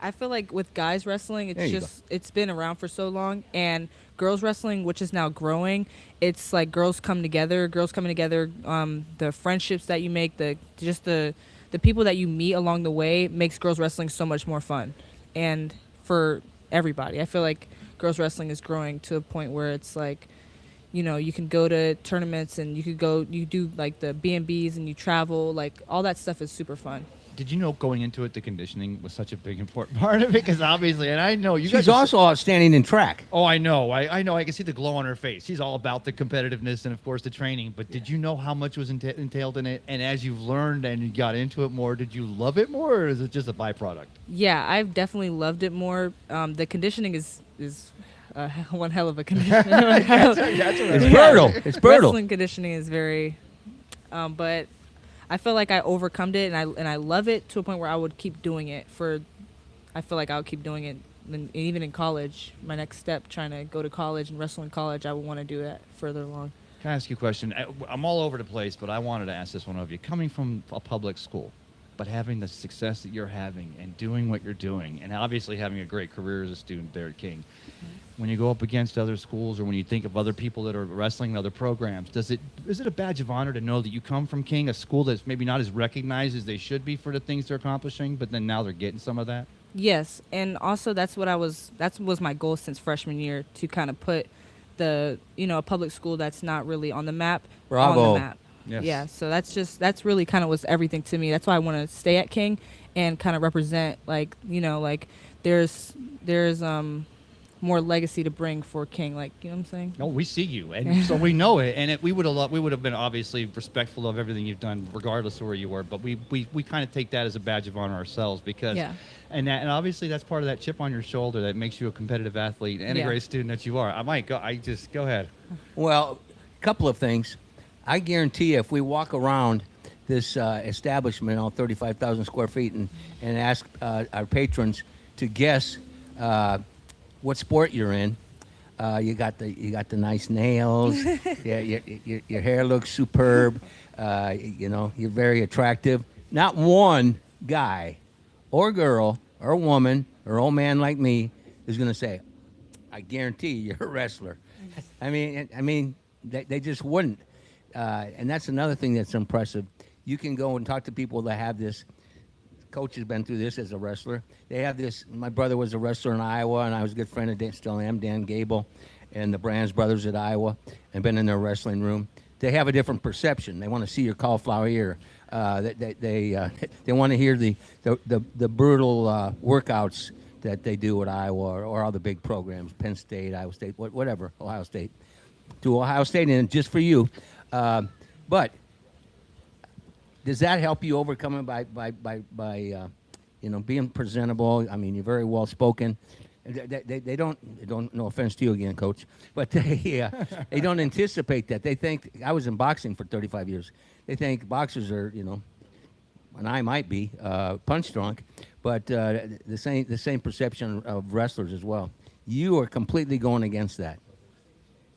Yeah, I feel like college wrestling, I really want to exceed in college, or kind of go forward with it, because of how much I love high school. I just love the season in high school, and I will miss it a lot when I graduate, just by far. I'm still trying to see which college is the best for me, because girls wrestling still is growing, so they now have clubs in college. They don't have the actual teams, but they do not yet. I didn't even follow that closely. They do. They still do. It is the biggest growing college sport in America. So it's just something where the name brand schools that are good in boys wrestling are not necessarily the name brand schools that our girls good at. Like in Iowa's not. What are some of the, Coach? What are some of the? He's a wrestling encyclopedia. You talk to him about all that. So they have D1, 2, and 3 combined together, and then they have NAIA separate, and they also have club wrestling.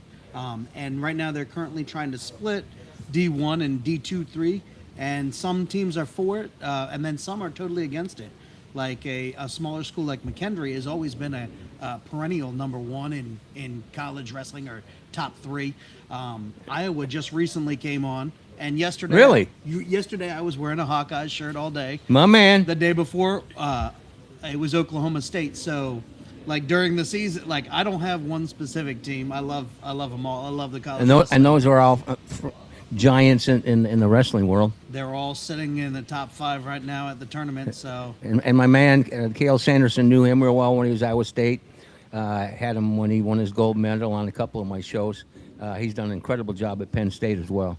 Phenomenal. They already locked up the title for this year, and they're just going into the medal rounds right now. So, and the women's side, what are some of the powerhouse programs? You have McKendree.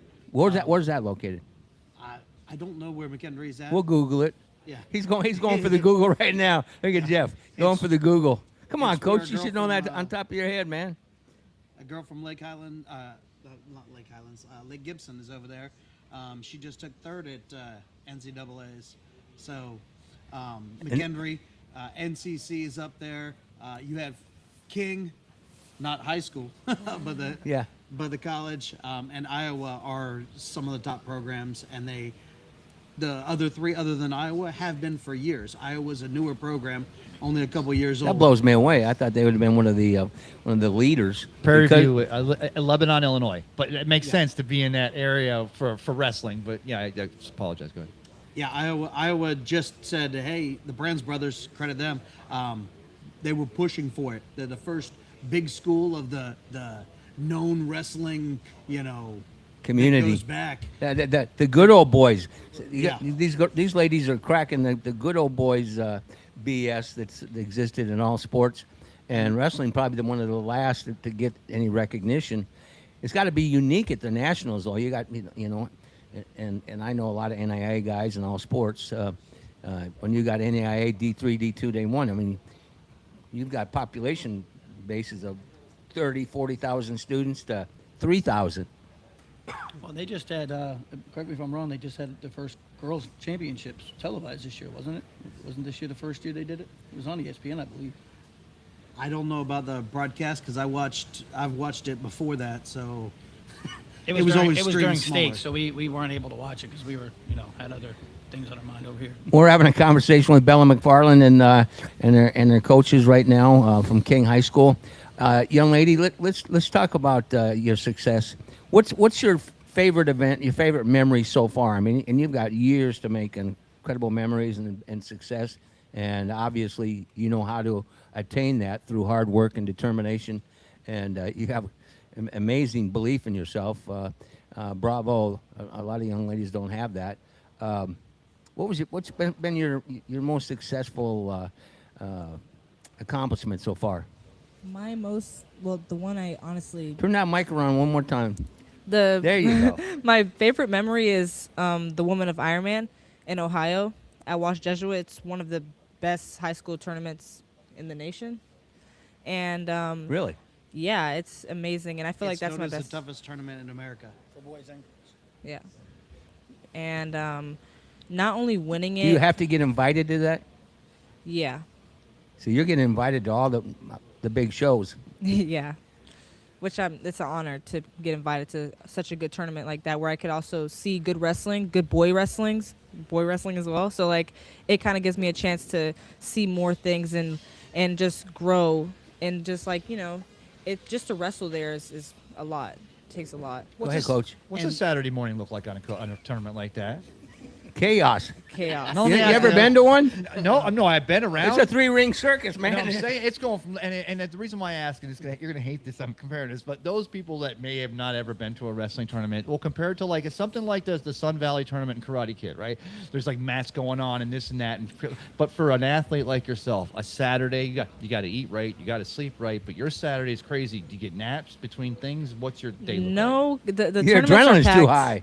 Yeah, right? the tournaments are definitely packed. Sometimes it's hard to walk through them. So it's just like when they, the matches go fast, first round goes pretty fast. And it's just like when you're on, you need to make sure you're really on top of things. But now I know how to prepare myself for when I do, when I'm up and how, just how the matches really work. It's kind of been a while since, the sport has grown a lot and people are getting more chaotic as we go. It's just like people are everywhere. That's funny because as you're laying tracks and setting a road there at King High, you're also doing it in the very sport itself across the entire state and all. And that's why having an ambassador like yourself out front is a very good thing. I can describe it, and Coach will agree with me there, and I'm sure you will now, young lady. It was a really crowded one. If you want to walk through an environment where you've got bulging veins coming out of guys' foreheads and even moms screaming their guts out, and they might be sitting next to you, and you don't know. All this action is going on, and they can't get mat side. It's absolutely, you can't hear yourself, right? It's absolutely a wildest environment. It's a lot different than the boxing world, but the energy is unbelievable. But I love it. Like, I've grown to You just feed off love it, don't the you? sport. Yeah, like I honestly, with people, some people kind of, they have their opinion on a lot of things about, how the tournaments are. Well, opinions are for, but Yeah. we won't go there. Yeah. Coach, you can say that in the car. Yeah. But I love it. I grew to love the sport, and I love the adrenaline. Same as like, I feel like boxing kind of, contributes like to that side. I feel like wrestling and boxing are There's pretty some good. comparisons. Comparisons, My brother some would comparisons. have disagreed, as he would take me down and and not let me up. Yeah, but talk about how you discovered wrestling. Well, when I was in middle school, kind of like I seen Coach Seb over here, and he's just like, "You need to wrestle. Like you need to wrestle." And I was scared. He's the one that directed you that way. Yeah. Well, bravo, my man. You saw Yeah.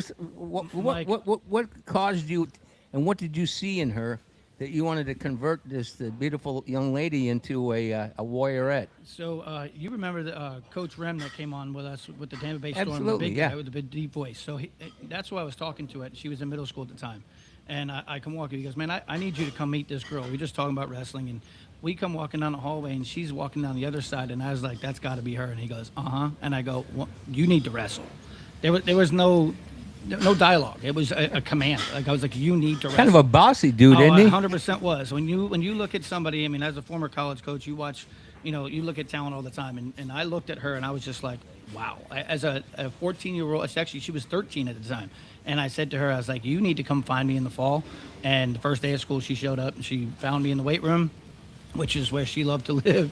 And she was like, "Coach, I'm ready." And when I introduced her to Coach Jason over here, he was just like, "Dude." And I was like, "Dude." it was that kind of conversation.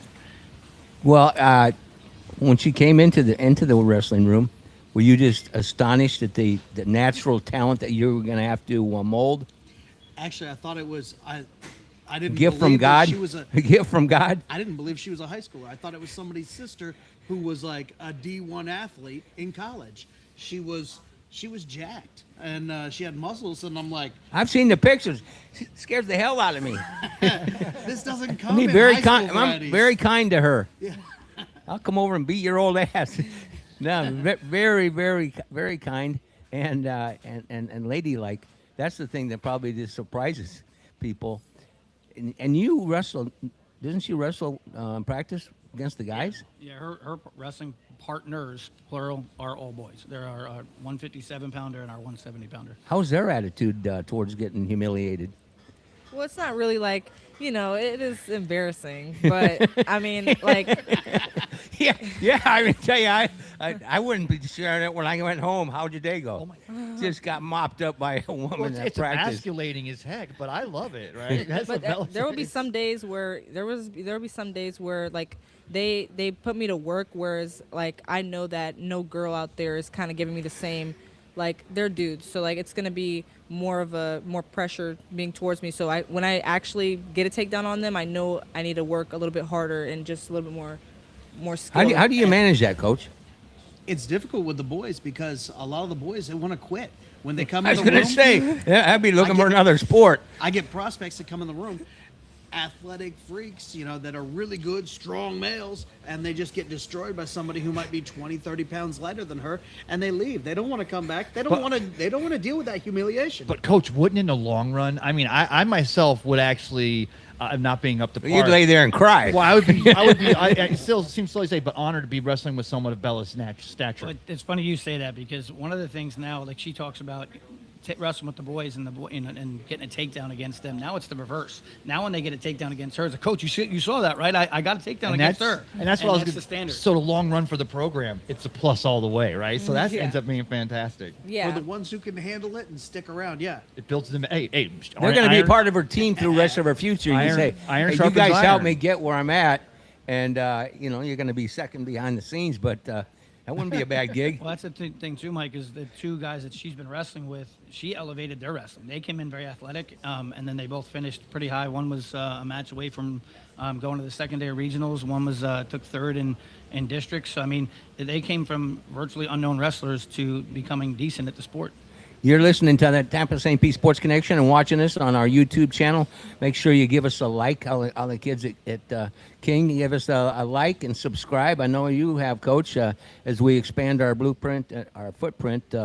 This is our blueprint, and expand it further with the video streaming, YouTube, TikTok, which your generation loves that, and, of course, Instagram, which has taken off we look forward to. These guys will just clip it up and make it sound like I know what I'm doing. But let's talk about your participation. Are you still lifting weights competitively and running track, or is wrestling eating up all your time? Well, when I was in powerlifting, which I started when I was 13, I kind of thought I was just going to do competitions because I was breaking records for my age. It would scare you. I mean, she's that good. Yeah, I was 14 and my max bench was 205, and I squatted like I think it was 355.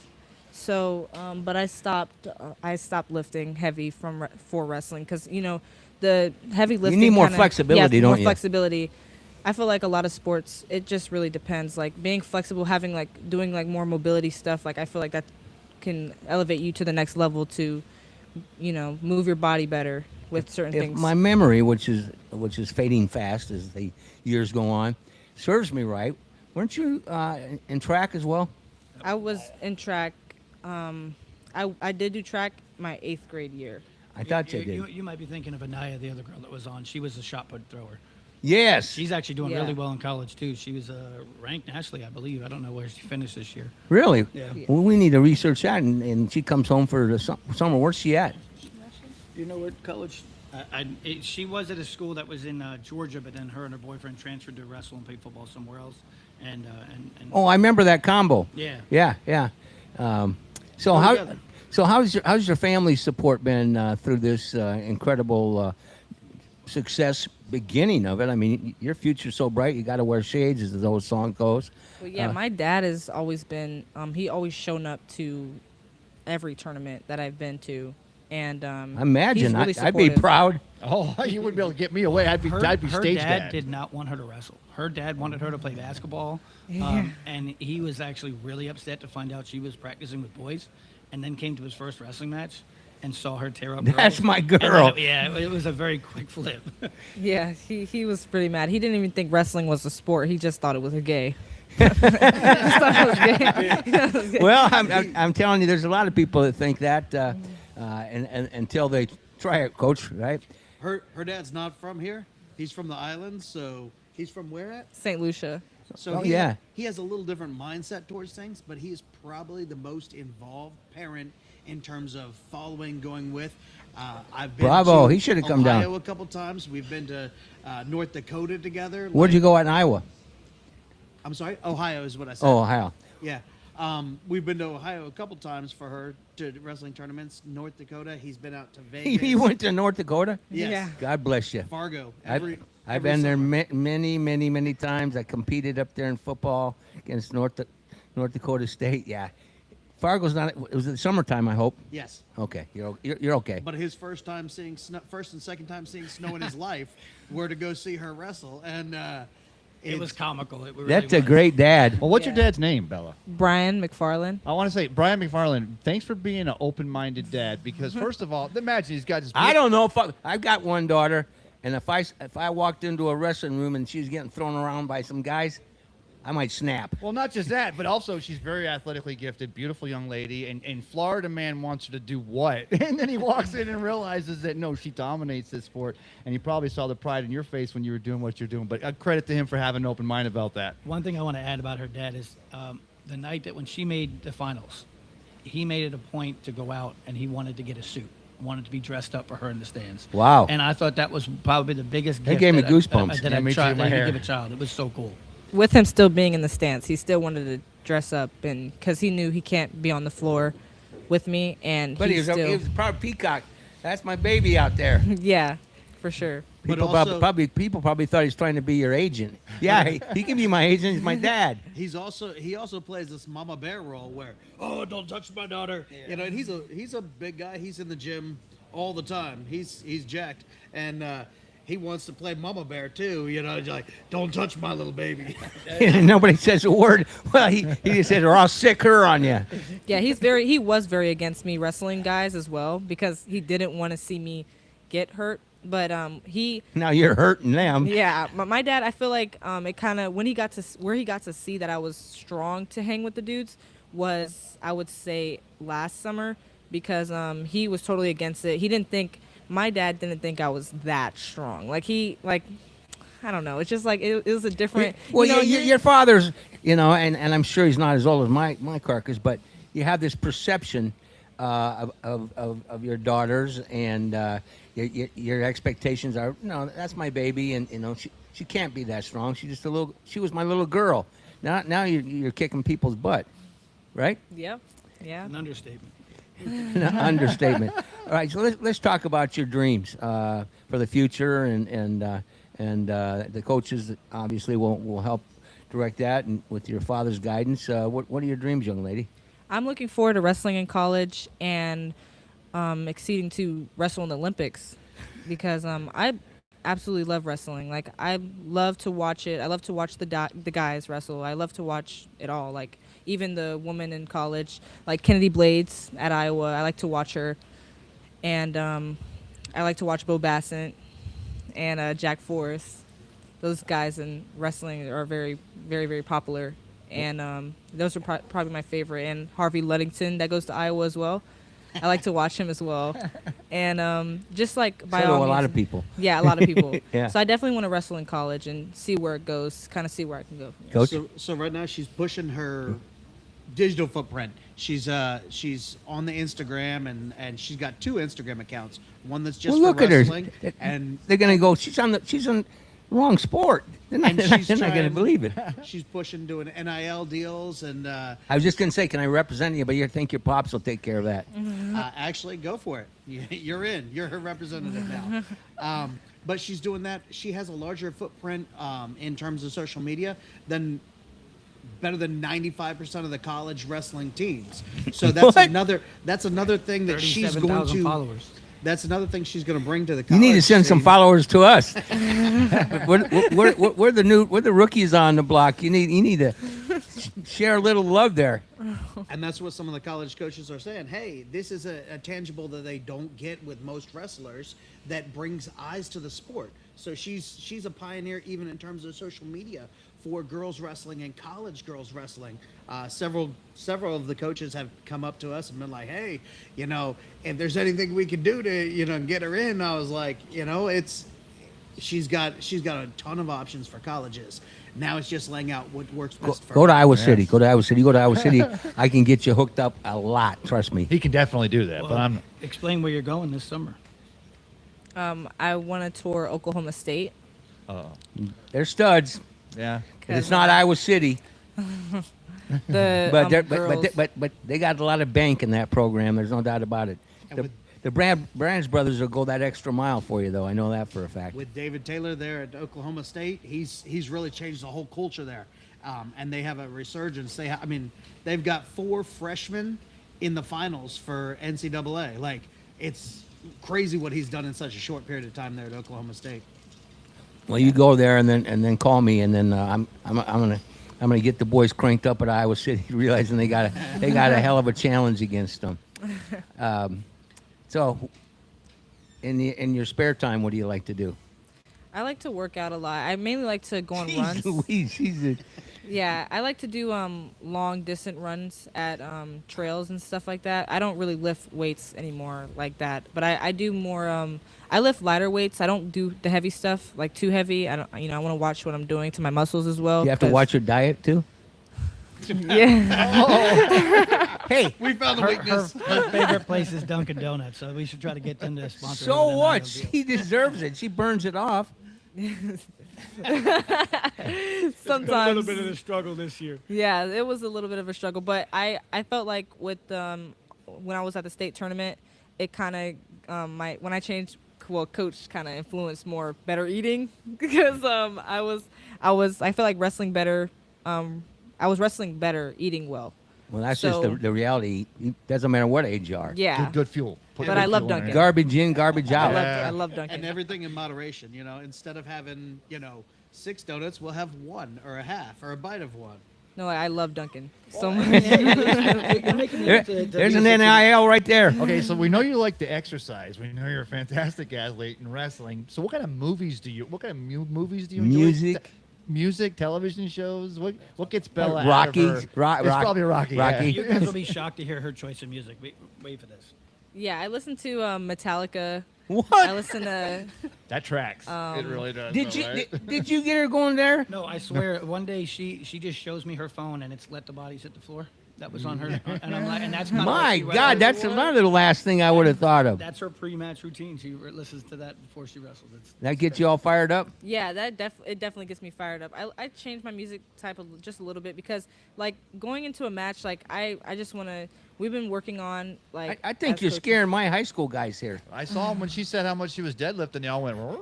Go ahead, Bill. I'm sorry. Well, like my coaches, we've been working on like going out there and how like you're mentally preparing for a match because the music is great.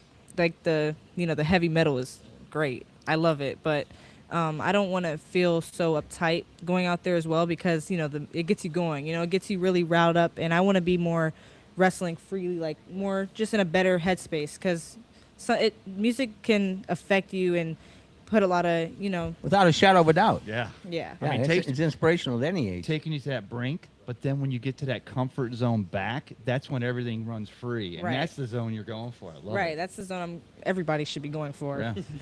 So She tends to wrestle a little bit more free when she's in a happy and joyous place. Like she can go out there and Like Dunkin' score. Donuts. At the Ironman tournament, the toughest tournament in America, the whole focus was, hey, we're going to be upbeat, happy, laugh and joke the whole time. And she majored her way through the tournament. In the finals, she majored the girl. Before that, it was a tech fall and then a few pins to get there.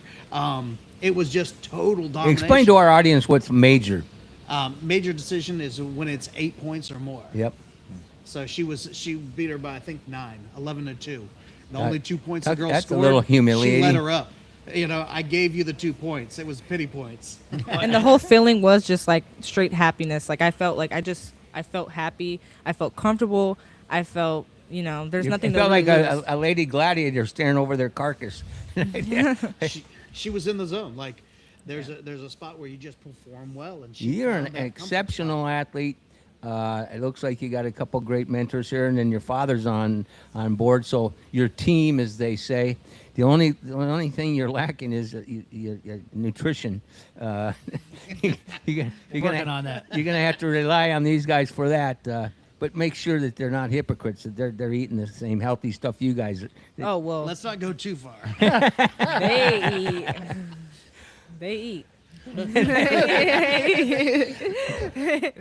So and they'll actually bring it and eat it in my face while I'm cutting. They're testing you. Now, They're just pushing. remember, though, we were both wrestlers for a very long time, Yes, and sir. we cut a lot of weight as well. So I've always wondered what happened to you, brother. But now I know. I love this cat. What he's done for kids when he got the king, and I tell this story constantly. We're brought to you by our good friends at Body Armor. And I told this to him, trying to give him an idea of what we do.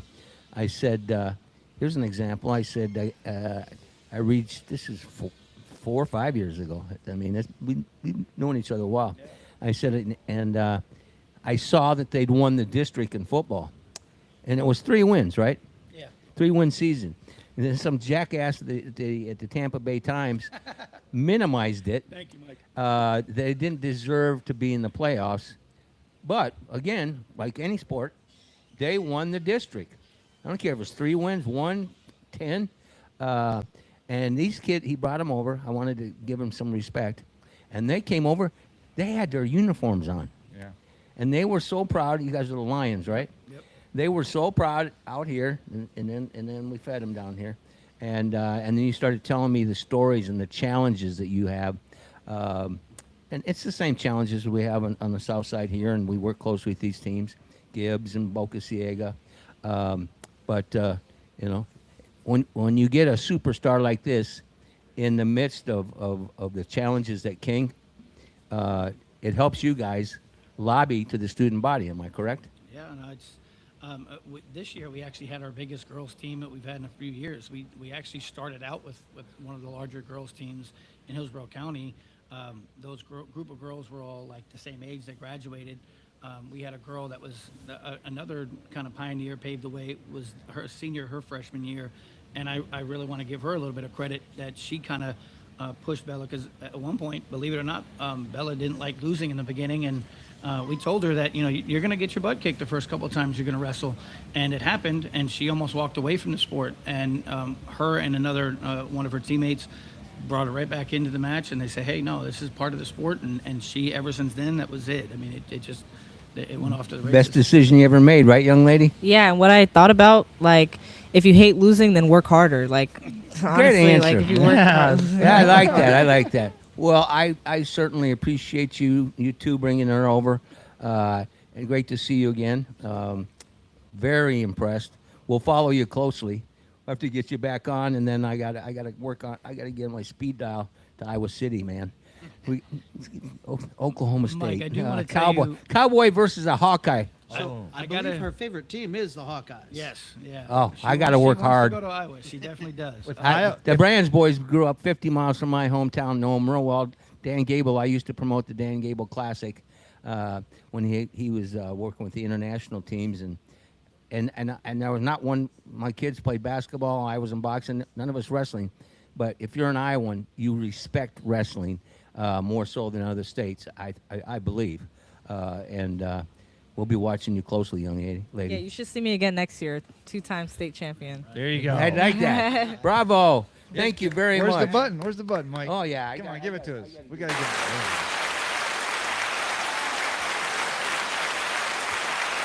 Mike, if I can, I do want to finish You off can't- you can't. by saying she was only taken down twice this year. Wow. the In state- wrestling? and that was in the state tournament. That's unheard of, right, Yeah. Coach? No, it's the way she wrestled this year was just so dominant. Any point that she gave up, she let the girl have, and that was in what 4 finals. What's that, a sympathy I point? mean, she literally just let her up and simply because she knew she could take her down. I feel bad for you. Wham. And the surprising thing is that she's just cracking the surface. Yeah. She's even There's so better much than more. she's been wrestling, and it's with the focus on the mindset to really draw that out of her and let her wrestle at her best. When she's at her best, like it would be even more destruction for them. What do you do with those nails when it's wrestling time? I gotta take them off. Snap those puppies off? Yeah. They look a little scary right now. Hey, that moment though, I gotta ask this because the moment you almost walked away, and then your teammate, you got back and you doubled down, obviously even more so. But what was that first thought back, or that first thing you did that let you go? Just Okay. reflect on, like, if walking away will forever make me just a quitter, because Coach Chainsaw always tells me. Coach that- Chainsaw? Coach Chainsaw. Yeah, you should see him in the wrestling Perfect room. wrestling. In the wrestling room, he's dangerous like a Coach chainsaw. Oh, Chainsaw. he'll cut you down. My man, I love this cat. But it is. It's like what you do now echoes for forever in your life. So if you quit at something today, guess what? It's going to be easier to quit as you go. Coach If you- Chainsaw, can I call you in the mornings to get some tips for the day? Anytime. This is the guy to get the good tips for. Great communication. Well, and the reason why Amazing. I'm glad you said that, Bella. Though the reason why I said it is because what we do with our school athletics or with our programs, all the extra curriculars they call them, is to get our students and our children and our adults to get into a situation where that decision has to be made. We're not always going to make the right decision, but more often than not, you at least want to have the tools to know you can get to that right decision. And Right. that's why we got to keep making sure we put stories like yours out in the forefront there and what Right. you're doing. And we're In not any we're not sport- done telling your story, by No, the way. sir. We're gonna wind things down. You have the last word, of course. I feel like any sport like that you put everything to and just you're trying actively for to get better at, it will break your heart more than anything. Like if when you lose, when you just don't put out your best into something that you work hard for, it's gonna break your heart. Like, and it'll make you reflect. That's why I'm talking about reflection. Just reflect on, if you quit now, you're gonna be a quitter your whole life, and you're not gonna learn from it. You're not gonna want to work harder for something that you want, because you're just gonna let that defeat kind of grow on you. Nobody wants that to grow on you at all. And you got to get your heart broke. I mean, we're all going to get our heart broke at some Yeah, point. you got to get your heart breaking. There's a lot of from kids these something. days, they're not getting their heart broke enough because, and so No. they're getting to a point where They're soft. Right, Here's that's what I another mean. thing. That's- Yeah. Yeah. It's sad that you don't have an high IQ too. Right, I'm sure she doesn't. My right? God, that's another curve you throw at them. Get talking to them, There you and they go. expect wrestlers just to be. No offense, Chainsaw, but they expect, at least in our world, them to be kind of a little slow. You're going to be a great mentor you're going to be a great spokesperson for women's wrestling, and we're privileged to have you come down. Yeah, Thank that's the you. goal. That's the goal. All right. Thanks, guys, for bringing her down, and we'll be keeping an eye on you. And I'll be calling the Brands brothers this weekend. We got to get lobbying. All right. What a great conversation brought to you by our great friends at Body Armor, Coca-Cola, and of course OnePriceWhite.com. And I can't definitely not Ice Pick Vodka for our high school conversation, but the U.S. Marines are gonna be joining us here as a sponsor next month. We're live from Ferg Sports Bar and Grill. It's gonna be a great day down here, folks. March Madness for the next few weeks down here at Ferg's. But we will not talk about March Madness because I want my man Ben to chime in and get us some more views. He and the Bat Boy, the comedian. When are you going to start cutting jokes on the show? Ooh, I don't know. I should preview them here. But I did comedy on Wednesday last week, and it was all new material. Went pretty well. So You didn't get the yank off the stage? No, luckily I did. My I man. thought I would, but yeah, once I get that perfected, I'll come on here and tell some jokes. All right. They have to be clean. Oh, sure, they'll be really tough then. No, I've got some good baseball jokes. I'll come up. So with. let's talk about spring training is winding down. Let's talk about positivity. Spring training is winding down. McClanahan had a nice outing yesterday. They have 4 strikeouts, and he feels like he's not there yet. But you got any confidence in this team making the wild card? Yeah.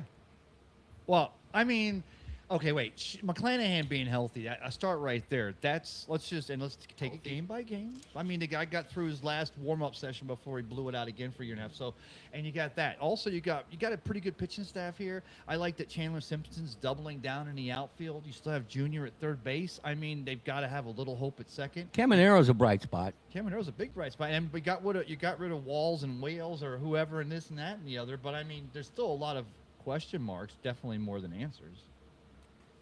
Yeah, I wasn't asking. I just figured you had to take. No, I'm trying not to get my hopes up. I'm trying not to get my hopes down. I'm just really happy baseball's back in St. Petersburg. I don't think anybody should be looking at this season as something to, I don't think it's going to be a wild card season. I don't think it's going to be. Well, the East is loaded. It is, and I had been calling it for years that the Blue Jays were going to win the World Series, and then last year when I didn't, of course they might. And the Red Sox are loaded up, and the Yankees, of course, are the Yankees. I do think that the Orioles are going to be good. I don't know why they needed arms. Did they pick up arms? They needed arms, but I think the bats are going to kind of come together. They have bats, and that's something that the Rays have kind of shown that we haven't really been able to really all these great arms that since I've been here, all these great arms that we've had, and I've been here almost 10 years.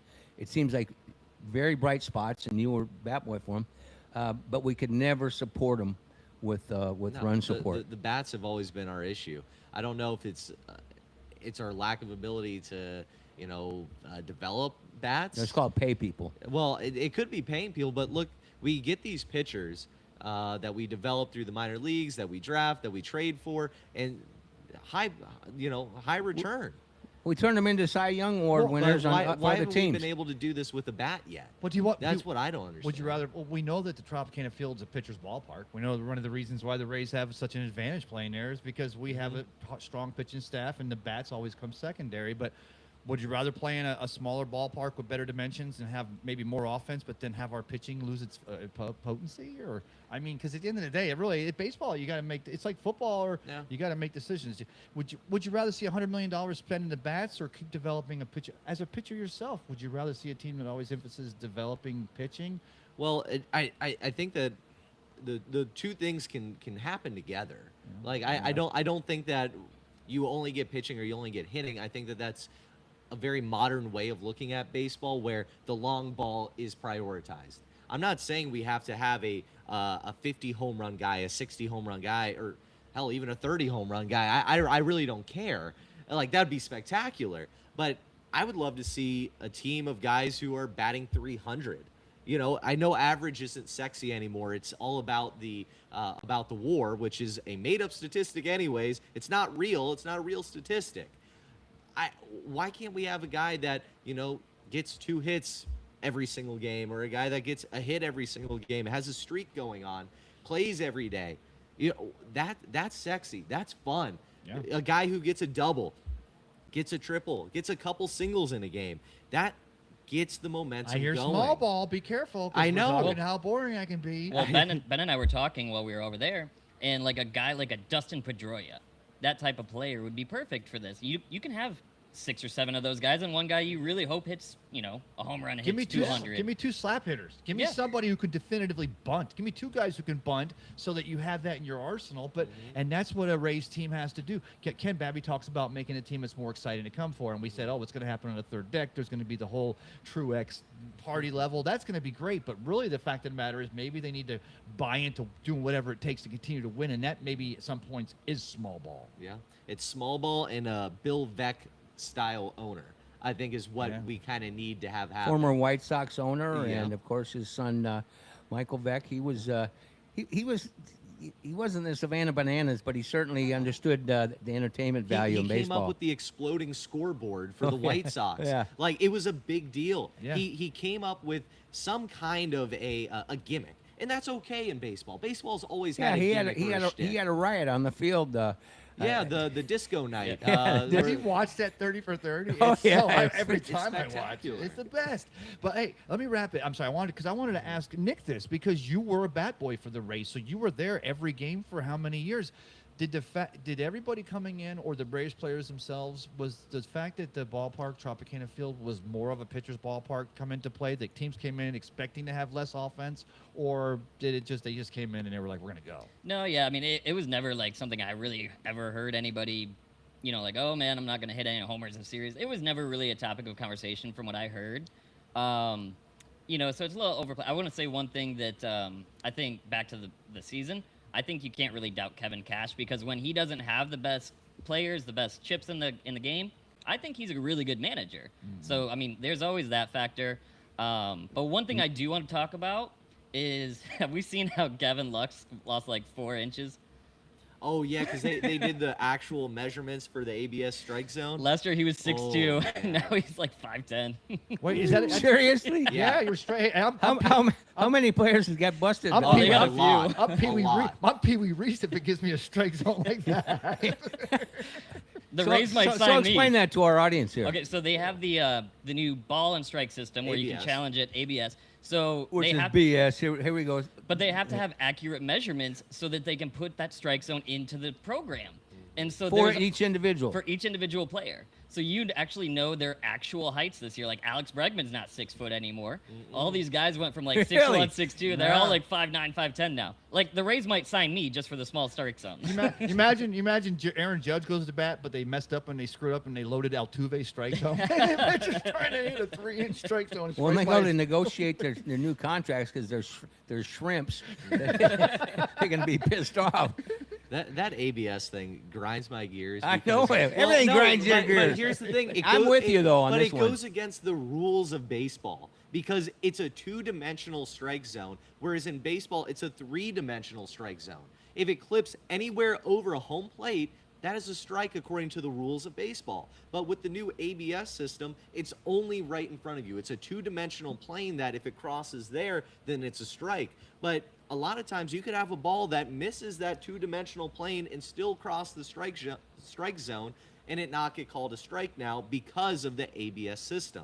It's a flawed system, and it also doesn't take into account somebody squatting down, you know, really getting into it. Oh, yeah. Well, also go and we talk about the fact that it's only, and we've talked about this before on the show, it's only two challenges a game, and unlike, you know, someone running out and throwing a red flag at the umpire's feet to like show them up, it's like a tap on the hat. Point is, Is that tap on the hat? it's a tap on the hat. But the point is, do I got to watch on every freaking pitch that strike thing showing me it was an ABS strike, but the because remember, the umpire has to be behind home plate. You can lose a lot of things in baseball. You lose that umpire behind home plate, calling those balls and strikes, a pitcher knowing what a strike zone is for this umpire, or a batter realizing the zone gets bigger or smaller depending on It who's takes behind out the the bump. personal a it factor does. of it. So, but they're going to show it every time, right, Ben? You're only going to get 2 challenges where I think it comes into play. It's great. I'm going to save them for the 9th inning. But if I got to watch on every pitch next to that strike or clock, boop, it would have been a strike. Boop, would have been a strike. That becomes irritating because now you are completely changing the entire face of baseball. Well, guys, they're trying to speed up the pace of play. Now they're going backwards on that, I assume, don't you think? With challenges, Yeah. with all, and this was my argument when they first put challenges into effect. You said how we want to speed up baseball. Here's the pitch clock. Oh, you can only pick off so many times. You can't do this. You can't do that. Okay, let me add a 15-minute challenge system where we're going to call New York City. What is the window on that, I wonder? New York City. It's ridiculous. I can't stand it. Have the umpires be the end-all, be-all. If you want people talking about baseball, which is what Major League Baseball wants, You're not gonna get that in the I know, AI world. But talk about Sucks. this. If you blow a call, what are they talking about on ESPN, on Sports Center the rest of the week? The blown call. Guess what? That's eyes on baseball. That's final strike in the Dominican Republic USA game. We're going to hear about that thing again. Exactly. And they were even saying at that point after the show, bring the ABS into the World Baseball Classic. Really? Get rid of it all. Just go back. We'll go back to the 1860s rules, and everything will be fine. You catch a ball on a hop, and you're out. You get to call your own strikes. You get to say, "Oh no, I'm not swinging at that one," and you don't strike out. You get the last out of the game, and you die. Yeah, And exactly. that's the way it should be. We're tough again. We're no more load balancing or soft baseball players around here. So, do we know what the farm system looks like from a batter's, a batter's perspective, hitters? for the Rays. Yeah. More defense than bats. Yeah. I mean, that's the way the Rays are. I mean, we have a couple of guys, but I mean, you're still talking about 3 to 5 year development down the road. Junior's your guy right now. You got your speed in the outfield. You're trying to develop that narrative with Kevin Kiermaier, even though he's not like exclusively here, but Oh yeah. He Forgot to knows bring the that up, outfield. that he came back. well, for Oh, 5 yeah. minutes. What are your feelings on KK joining the? Because we know Ben's always been a big Kevin. He ran a fan club for a few years, didn't he? Oh, I got blue eyes. Look at me. Like that's all that mattered. The guy wasn't that good. His batting average was atrocious. Brett Phillips had a higher batting average than him. I love Brett Phillips, but he wasn't known for his bat. Like you are a KK He's hater. so wound up. I love it. golly. KK hater. I can't stand Kevin Kiermaier. He's Can we get him on the show? get him on the show. I think we just did.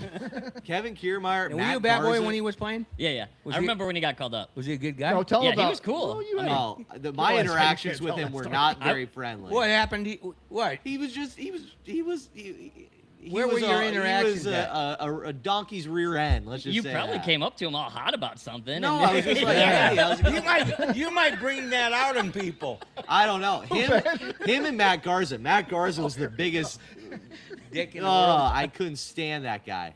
Matt Garza. I was like 8 years old talking to Matt Garza, and I was like, "Hey, nice to meet you." And he's like, "Can't you see I'm with my family? We're at Outback, sitting in the waiting area." He wasn't eating. He wasn't doing anything. I'm 7 freaking years old, and you're gonna tell me I'm with That my is family? a jackass. Yeah, like Yeah. grow up, buddy. I didn't even ask for a picture. I just wanted to shake your hand. Matt Garza, you're a scumbag. I want to still, but shout out to Kevin Kiermaier because I think. Yeah.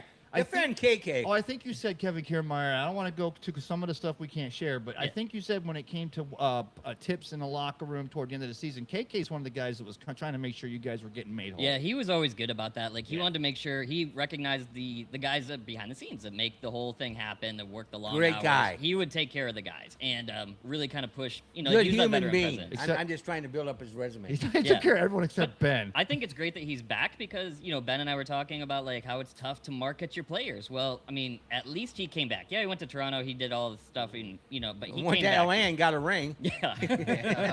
Yeah, it's amazing how many guys go to LA to get a ring a Everybody.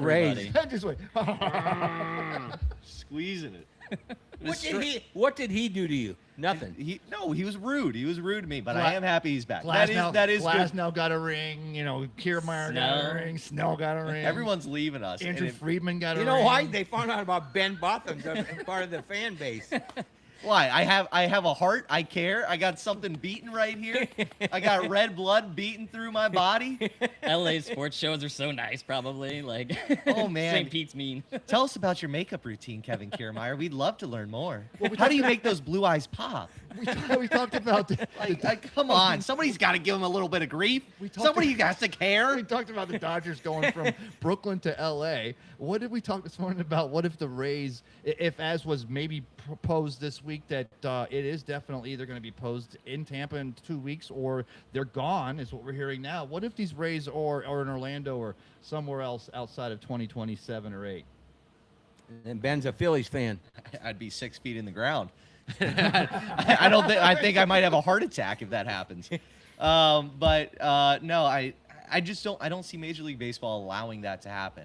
I know all the signs are pointing on them leaving, and I'm afraid of it. I'm afraid that it becomes an exposed situation. And DeSantis is on the side of the race. He's going to battle. He's going to battle Yes, to make certain they stay. He is, and I commend him for doing that. I commend everybody for trying he's to a keep the baseball Rays guy. here. That's wonderful. Yeah, he played at Dunedin. You know, Hey, he's a Pinellas little- guy too. Oh no, wait, he's a Hillsborough guy. Well, his wife is pushing them that way. And I think, whatever. I won't get political. We won't. But how do you not understand that St. Petersburg is where baseball belongs? We have the history. We have hundreds of years, or over 100 years of minor league baseball here in Pinellas County. And then moving on past that, 1950s, you look at Babe Ruth, or not Babe Ruth in the 50s, but you look at all these teams coming down here for spring training. You look at Yankees, Cardinals. Yeah, Yankees, Cardinals, all those teams. Mets. It has the history. It has this legacy of baseball here.